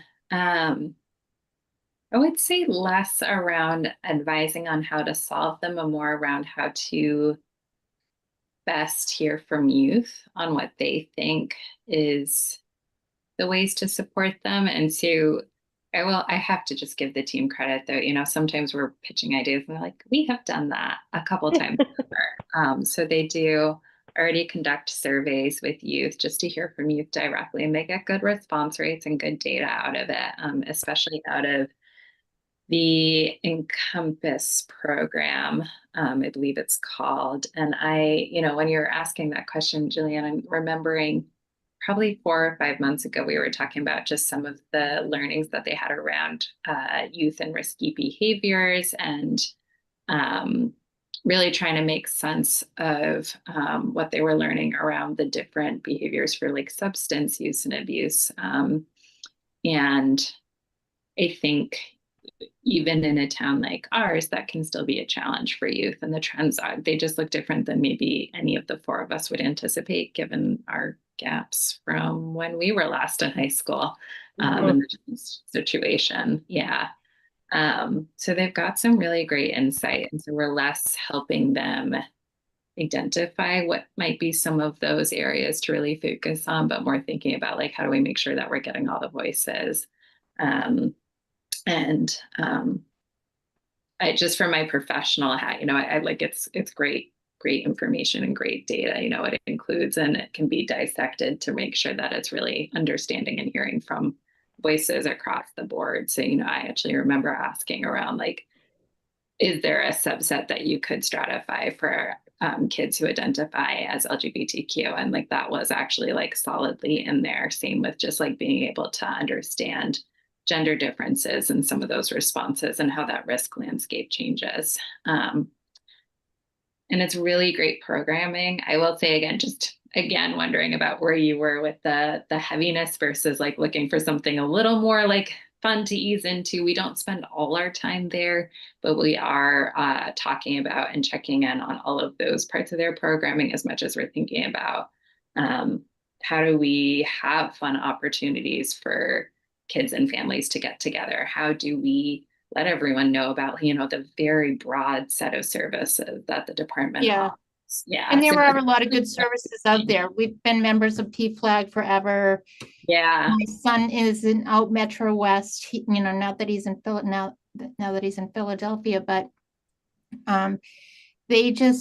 they're very, very good programs. And, you know, that's basically how he's met other kids. And, you know, he went to summer camp when he was younger, which was just life-changing. So there's so many good programs out there that you don't have to have one in every town, though it is nice to, but sometimes they're not as well attended because there's so many other things out there, I found. So, but we just moved to Northborough in 2019, and we moved the fall of 2019. COVID hit.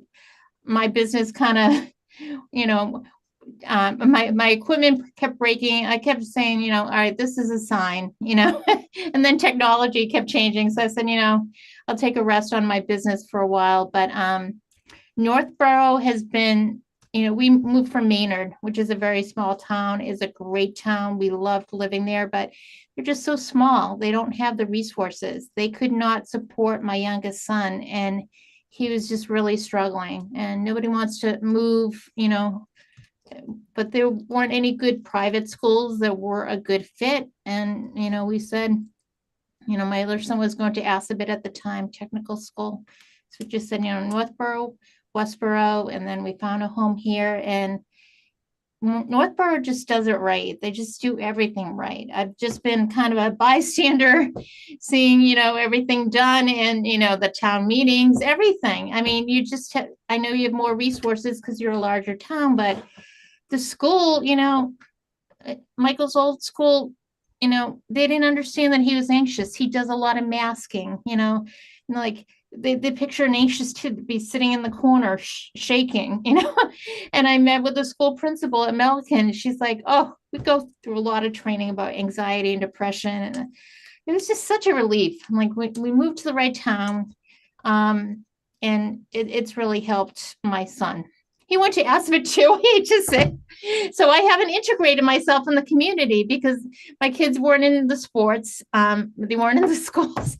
And we live on a busy road. I don't know too many neighbors. So, you know, this is another way to integrate myself into the community because I really want to get to know people. Like, well, it's shy. a great committee that you're looking to join, and you certainly have the background, my goodness. So I do have to apologize. We have another candidate waiting. Yeah, I saw that. Yep. But, you know, Laura and I discussed at the end of this meeting, and we make recommendations to the full board. So you'll be hearing back from us. Very good. And Carrie, I really want to thank you for joining. Thank you so much. It's a valuable thing to have you here. And Christy, Okay. thank you so much for so nice to volunteering. meet you. And thanks for, you know, those nice things that you know, Northborough is a great town, and sometimes we need to hear it. Yeah, I promise I'm not sucking up. I mean it sincerely. Every interaction I've had, I'm like, oh, this is so easy now. All right. Well, thank you so much. It was nice meeting all of you. You too, Thank Christy. you. Thank you. Thanks, Carrie. Bye. Appreciate Yep, it. bye-bye. Yeah, just confirming I am good to go. You guys are switching to a different commission, right? Okay. Yep, all set. Thank you so much, Carrie. Of course. Thank you. Bye, Have a everyone. Good night. So do we have the chair of DEI? So Mary wasn't able to make it, so we have Cynthia, who's a member. Great. So she's very knowledgeable. And then Jim, and they're both in the waiting room. I'll let them in now. And I'm going to stay on as well because I work closely with Guy for the DEIB committee. So just in Oh, case anyone has any wonderful. questions. Yeah. Hi, Hi, Cynthia. Cynthia. Hi, everyone. How are you? Good. How Good are to you? see you. Good. Thank- Good. I'm staying cool. That's what's important, right? Hi, James. Hi, Jim. Nice to meet you. So my name is Julie. You're on mute. This, my friend is Laura, and we are both on the select board, and we're the interview subcommittee. And it's important for you to meet Angie because she is the staff liaison. Am I saying this correctly? Di is, but her and I work closely together on the DEIB committee. So yeah. Perfect. And Cynthia, are you the chair, or you're going to help us No, out? I'm just one of the members. So I'm Uh-huh. one of the members of the DEIB committee. Nice to meet you, Jim. Very nice to meet you as well. So generally we start the interview with, nice to meet you. And of the many committees that are in town, do you have a special interest in DEIB? I do.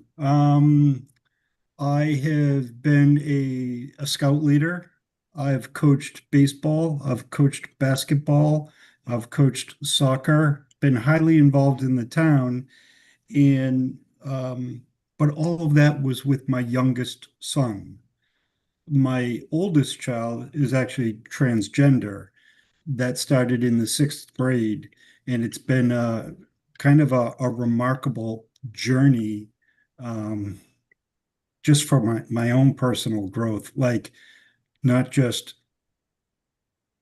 thinking about what I've learned through the process, but then also teaching my younger son, teaching my wife, teaching my mother, teaching our friends, positions with the church. It's just been super, super rewarding. And it's a nice opportunity for me to kind of balance the ledger for my two kids. I've done so much for my youngest son. This just seemed like a great opportunity to do more for my older son. So we're lucky enough to have Cynthia here who can tell us about what the committee does.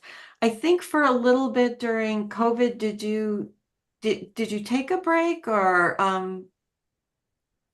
Well, yeah, there's been periods where we haven't met. So we've had difficulty with schedules. And I don't think we've met, Angie, you're going to have to correct me, but I don't think we've met since October of last year. We've Yeah, tried. we did the December meeting and did the reorg, but we have not met. I was just talking to Di before the meeting today, and we're definitely hoping to resume in September. We had in this September. In December, we had decided on doing the third Tuesday of every month meeting. So we're hoping to do that again. And really, Di and I are talking about, we really are hoping to kind of refocus our efforts, set some priorities, look to doing some outreach programs. I've reached out to some other communities and looking at some of the stuff that they've done. So maybe we can present that at our next meeting. Shrewsbury does something really cool. It's called Neighbor to Neighbor, and it's a video series where you have two neighbors of completely different backgrounds, or different points of view, and they meet and discuss. It's a really, really neat concept. I don't know what it takes to get that up and running, but just some other towns have some great ideas. So I don't know if you agree, Cynthia, but hopefully meeting in September, and like I said, refocusing our priorities and kind of deciding where to go from there, and getting some ideas. Great. So some of the things that the committee had done before was sort of set a community events calendar to try to be inclusive. We have an opportunity to expand that a little bit more to represent disability a little bit stronger. We don't have a particular event that we do focused on celebrating diversity as a form of disability, right? Disability being the form of diversity. And we've talked a little bit about just different operational types of things, accessibility, inclusion, that sort of thing. So we don't have a roadmap right now as to what we're doing. We're still in the formative stage, I would say. in terms of, this group defining what we're going to be doing next. So you're coming in at a great time to contribute to that and to just help build that and move us forward. Excellent. That's it. That sounds exciting. Part of my back. Go ahead. How many members do you have now? So it's a board of 9 members. 6 are appointed by the select board. So we do have obviously one of those positions open now. The other 3, it's the staff liaison, who's Diane. Then we have Deidre, who works at Northeastern, and she's actually the school department, the Coalition for Equity rep. So she's part of our group. And then we have Virginia George, who is the Council on Aging rep. Oh, great. I'm sorry, Jim, I interrupted you. Go ahead with your question. It wasn't a question, it was more of a statement. It sounds super exciting that you're in the beginning stages of building that roadmap. Part of my background has always been really big on executing events. So, like in college, I was a class officer for all 4 years, and what I was really good at was meeting people where they're at and kind of bringing them into the process, knowing that not all people are going to be exactly where I want them.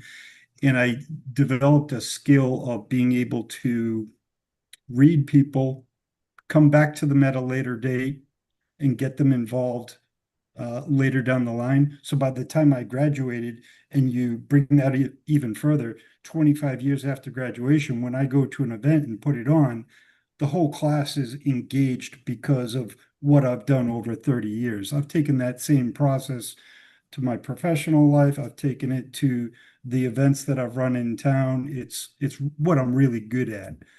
So it sounds super exciting to potentially be like on the ground level of, okay, what's the roadmap going to be, and what can we do? It almost sounds like an open slate, a whiteboard. So that's exciting. And that's amazing, but you are able to negotiate with people and get everybody, not everybody's gonna be 100% happy at the end, but if they're 50% happy, that's a good thing, right? Yeah. Do you come to town meeting? I have been to the town meetings. Talk about Yeah. trying to make everybody feel happy in the end, right? It's Right. There was a few times I was getting my wife's like, just sit, be quiet. Wow. So, yeah. You're breaking up a little What bit. would you like to know about me? What would we Can like you hear me okay? I said, what would you like to know? Oh, Yes. I feel bad. Is it my connection or is it I Jim's? think No, Jim's Jim said, what would we breaking like up to a know little. about him? Oh, There we go. I think you're back, Jim. yeah. That's good. Okay. So, well, thank you so much for sharing. I really appreciate where you're able to take your experience at home and apply it so we can hopefully reach a wider audience. And diversity and supporting our LGBTQ community is so important. And I appreciate that you're looking for ways to extend that. Is there something in particular about the Diversity, Equity, Inclusion, and Belonging Committee that really inspires you, or is there something you're looking forward to doing that's really kind of got your attention? I equate it to giver's gain. So anything that I can bring to your committee, hopefully is of value. But me being potentially part of the committee, you're going to expose me to a lot of things where I have to continue my own personal journey to support my oldest. That's really what this is about. It's I can motivate and inspire a lot of people while at the same time putting myself in a better place to support my oldest. It's that simple. Some of the things that I've done, it's just amazing how much it touches him. Yeah. And half the time, I'm still, as much as I've learned, I'm just scratching the surface, and Yeah. I'm getting by. You know, the church, the Worcester diocese came out with an article, and I was like, oh, that doesn't sit well with me. So I called our priest and I said, hey, I'd love to have coffee with you. I have some concerns over the point of view of the church.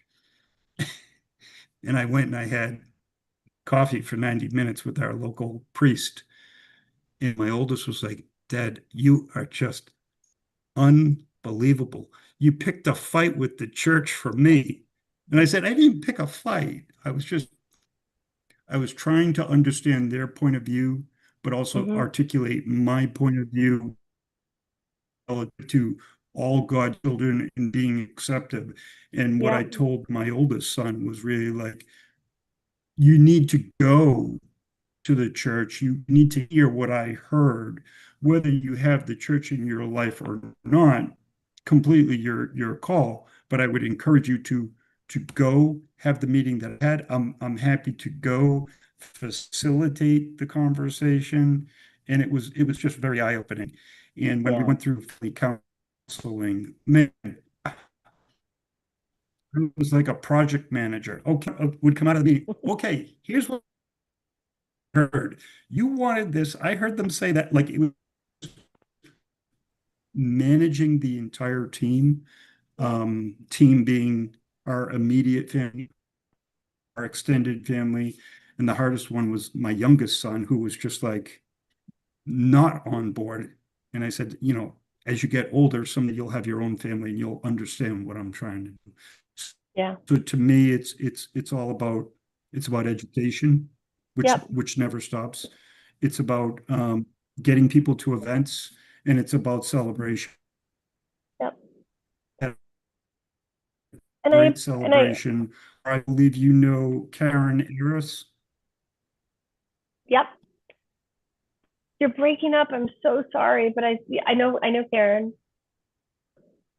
Yeah, at Karen's house, we did an outdoor concert for a large group of kids just to have a celebration. We had an outdoor movie for Queen. We had the 10 by 10 outdoor screens. We put out the speakers. We probably had about 50 people.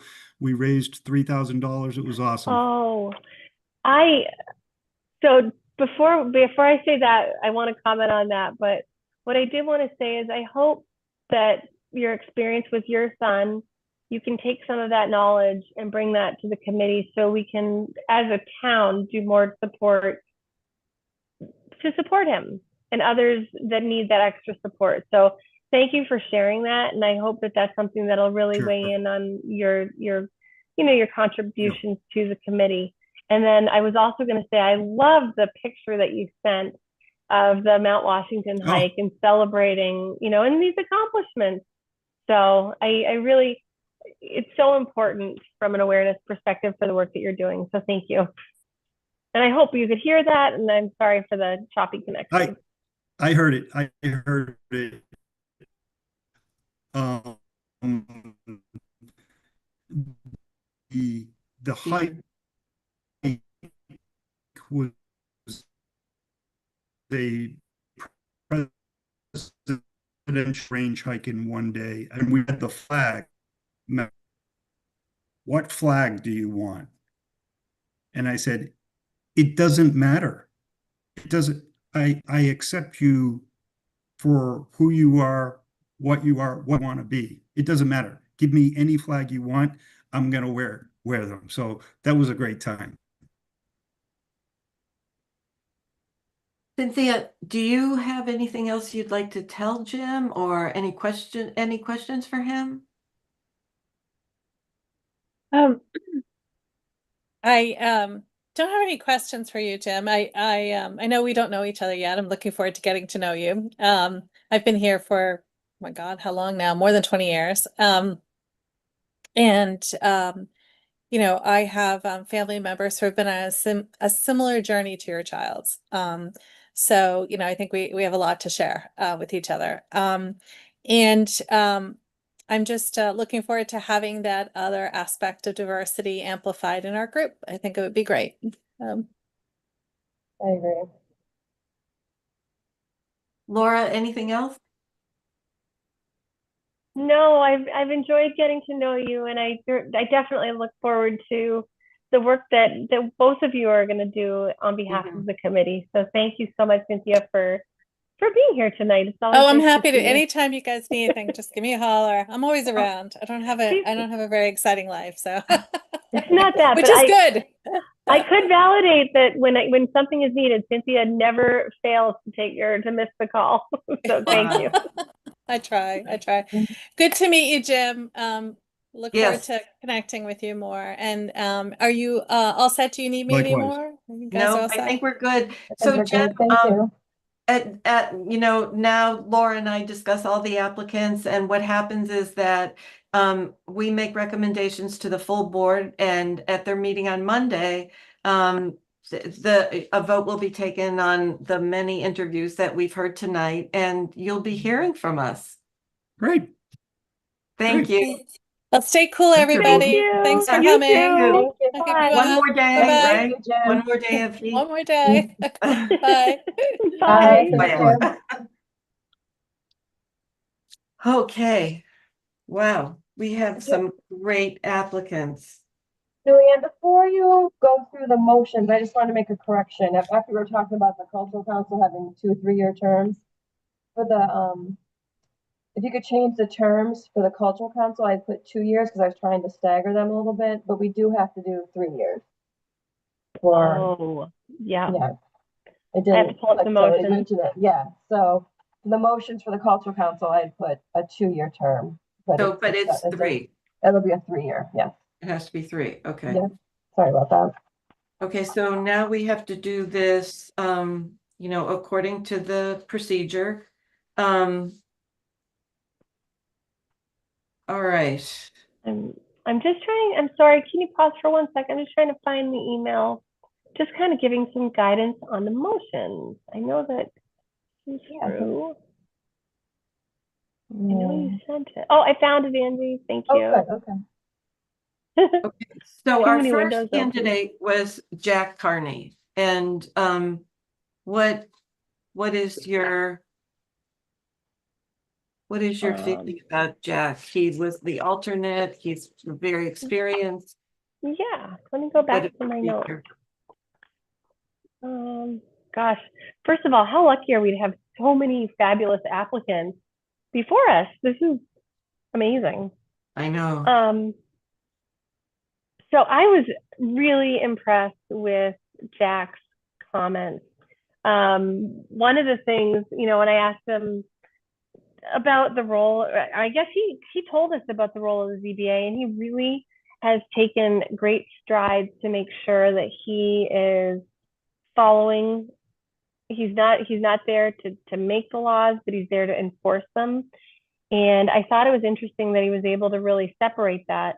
And I did appreciate the flexibility. I mean, we continue to have these very long discussions at town meeting about use variances, and I feel like I could deliberate on both sides at this point, but I really appreciated how open-minded he was and looking at applications and really just making sure that everything is interpreted as thoroughly as it could be.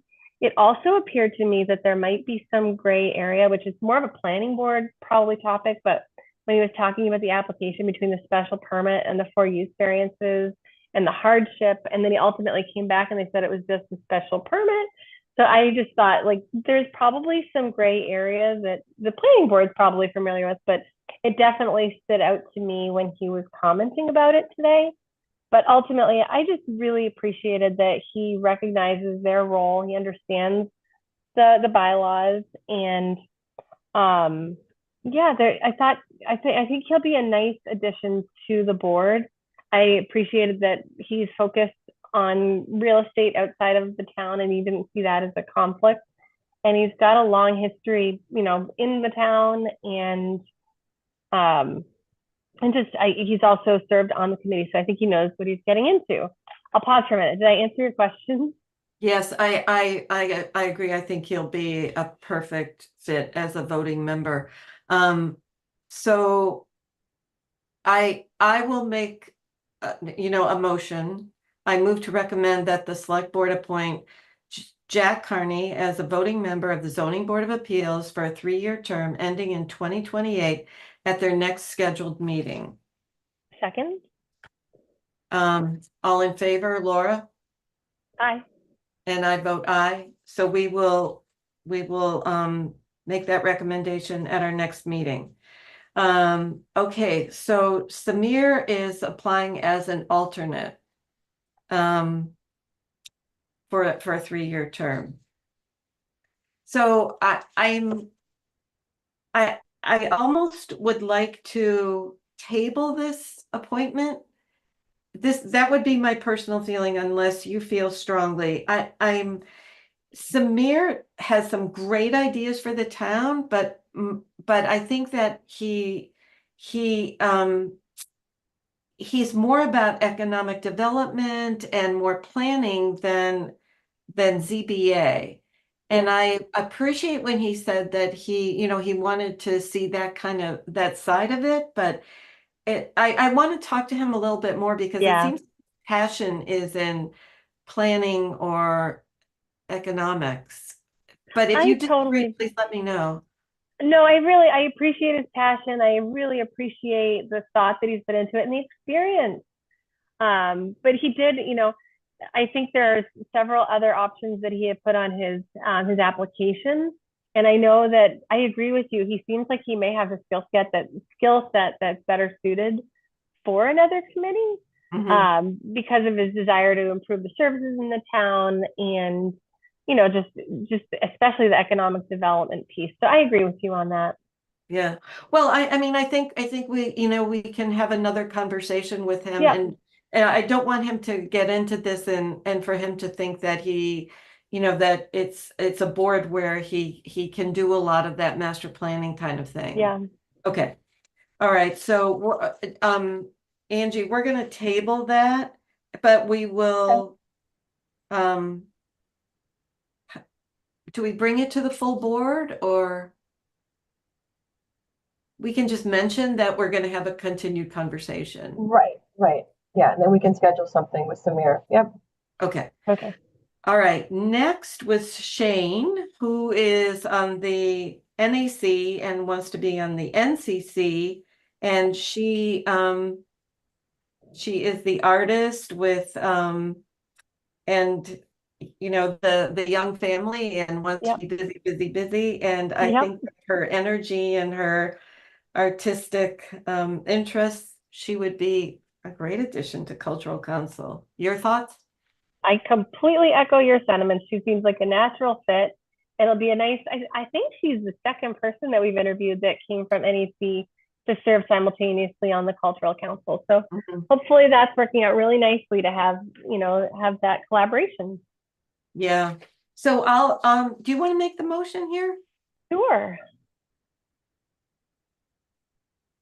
I move to recommend that the select board appoint Shane Goodwin to the Cultural Council for a 2-year term ending a 3-year term ending in 2028 at their next scheduled meeting. Did I do that right, Angie? Good. Yeah. Pick up on the year. Okay. Okay. I'll second that. And this should be a roll call vote. How do you vote? Aye.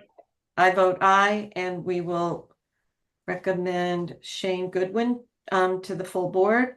And then Julie Peterson. Yes. So Julie was the girl that was referred by Jen Tolman, and she has experience as an event planner, and she does marketing for a security company. She also has aspirations to be, I think she said she's finishing her Master's of Fine Arts. So she's writing a fiction book, and she wants to participate more just in a variety of aspects to bringing more art to the community. And she seems very excited to serve. I think she'll bring a lot of good background to that committee. And I appreciate all the work that they do. And I think she definitely has the work ethic and desire that is going to be needed for those big projects that they've got coming up. Yes, absolutely. Okay, so I will move to recommend that the select board appoint Julie Peterson to the Cultural Council for a 3-year term ending in 2028 at their next scheduled meeting.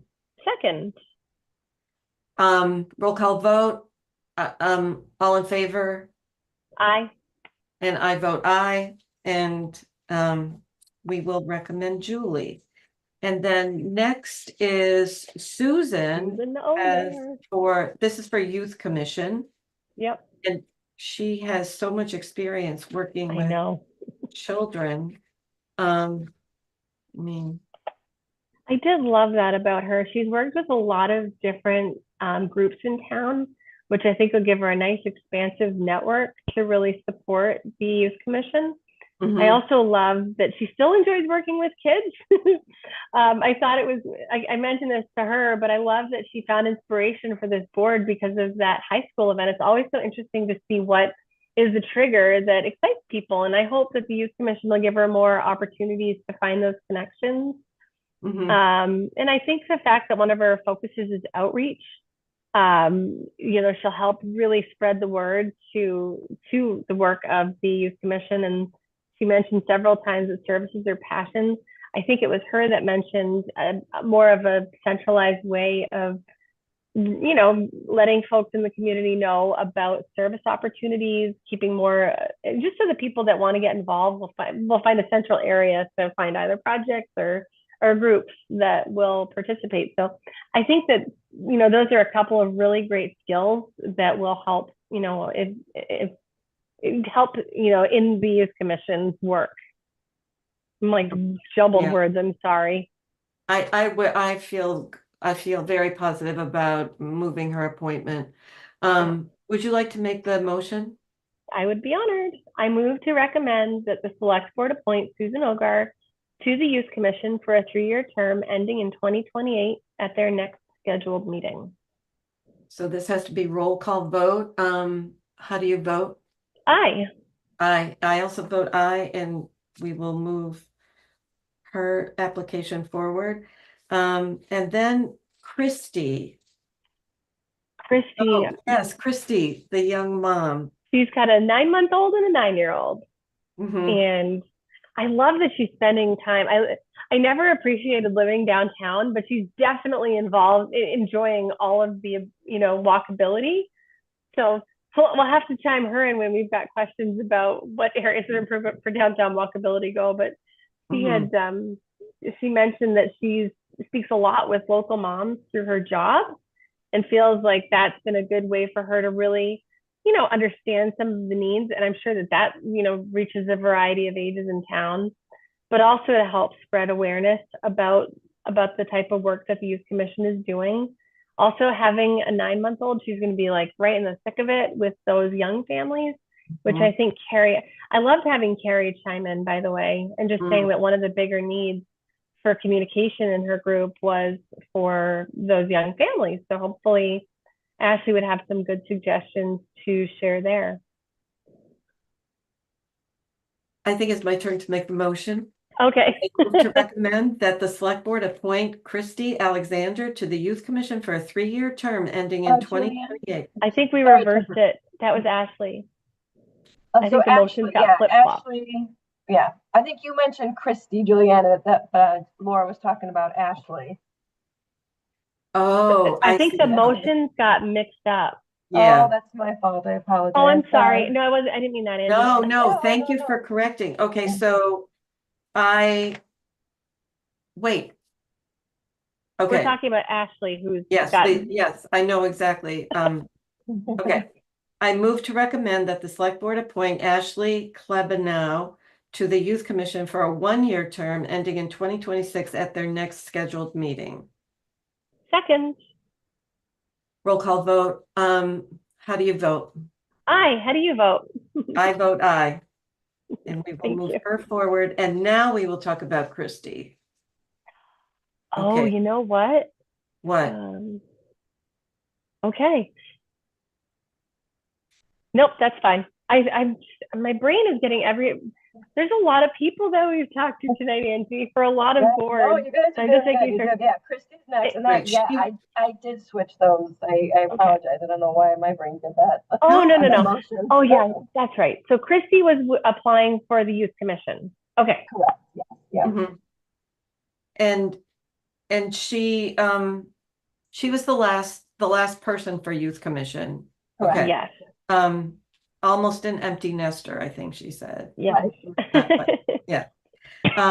Yeah, she brings a different perspective also. It's with all of her background. I see I no agree. no What I reason. loved. Oh, do you Yeah. want me to just chime in on my? I've got my notes. Mhm. So she has a neat background. She has a lot of experience with psychology, which I think is important when you're working with kids. Also, she was an HR manager, so she probably does a really great job at communicating tough news in a gentle way. I found even today when she was communicating some challenging situations, she did it in a very compassionate way. She has experience with organization and advocacy. And what I especially appreciated is that she has lived with diverse medical needs and complex neurological needs. And she's really found ways to help thrive and help her kids grow. And I think that being able to help her expand that audience to a bigger group will be so beneficial to the town. And I mean, I don't know how many people we have that are really, that have experienced those types of backgrounds. And so hopefully it can help reach some of those other people that are in similar situations. So I really loved what she shared today, and that she was comfortable being so honest with it, because she's been through some tough times, navigating from other towns, finding resources for her kids. I think she's got a lot to really, to bring to the table. So Yeah. So would you like to make the motion? Oh, sure. I would be more than happy to. I move to recommend that the select board appoint Christy Alexander to the Youth Commission for a 3-year term ending in 2028 at their next scheduled meeting. Second. The roll call vote. How do you vote? I vote aye. How do you vote? I vote aye, and we will move her application forward. And then James. That's it, right? Yeah. Yep, that's the one, yep. James Wow. is also passionate about this committee and his children. Yeah, his Yeah. sons are very lucky to have him. It's Oh very my impressive. gosh. Yes, especially his just his humane skill set about what he said about getting everybody to work together. That's Yes. I don't know that you can teach that to people. It's just seems like he's a special person. I forgot to ask, did his son go meet with the priest? It's not, I know the video was glitching a little bit, but it sounds like they did. Yeah, it sounds like they did meet with them. Yeah. I was really inspired. He served as a scout leader, soccer coach, baseball coach.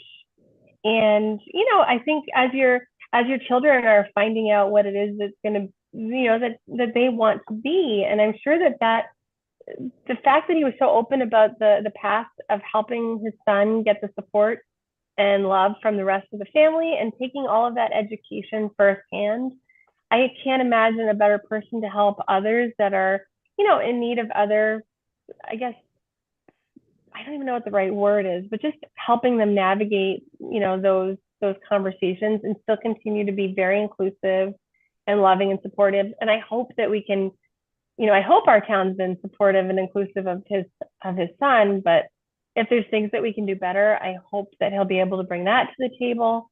And I like his desire to get people involved. And I love that at the heart of his message is celebrate. He wants to celebrate the town, celebrate its people. And he just seems like he's full of a lot of joy. And, it really came through in a lot of what he was sharing today. So I'm sorry for monopolizing the comments. No, and you articulated, I think what I was thinking also, he has a lot of compassion also, a lot of heart there. Yeah. So then I will move to recommend that the select board appoint James Kane to the Diversity, Equity, Inclusion, and Belonging Committee for a 3-year term ending in 2028 at their next scheduled meeting. Second. Roll call vote. How do you vote? I vote aye. How do you vote? I vote aye, and we will move James forward. Is there anything else, Angie? You'll bring minutes to us for then, at our next meeting? Yep. Yeah, we'll have the minutes to go through at our next meeting and hopefully some new applicants for some other boards. Great, great. Yeah. This is so exciting to have Really is. people Very Oh, impressive. jumping in. can I make one more If anybody comment? is listening, thank you, thank you, thank you. Yeah. Can I put one more comment in before we adjourn? Please. So I was talking, I'm the liaison for community affairs, and Susie was mentioning if there's people that, because I think that the requirement for cultural council is to term limits. So if there's anyone that's being impacted by term limits, if they'd like to consider applying for community affairs, they have a seat open, and they do a lot of the work that goes into cultural affairs can be replicated with community affairs. I don't think I'm getting the names right, but hopefully that makes sense. So I wanted to make sure that we mentioned that today. And then again, just to echo Julian, how lucky are we to have so many really wonderful people that want to serve. So thank you to everyone that expressed an interest, and I'm looking forward to, seeing them serve. So, having said that, is there a motion to adjourn? I would love to make that motion. I move to adjourn this remote meeting of the Select Board Interview Subcommittee. I second. A roll call vote. Laura? I vote aye. How do you vote? And I vote aye.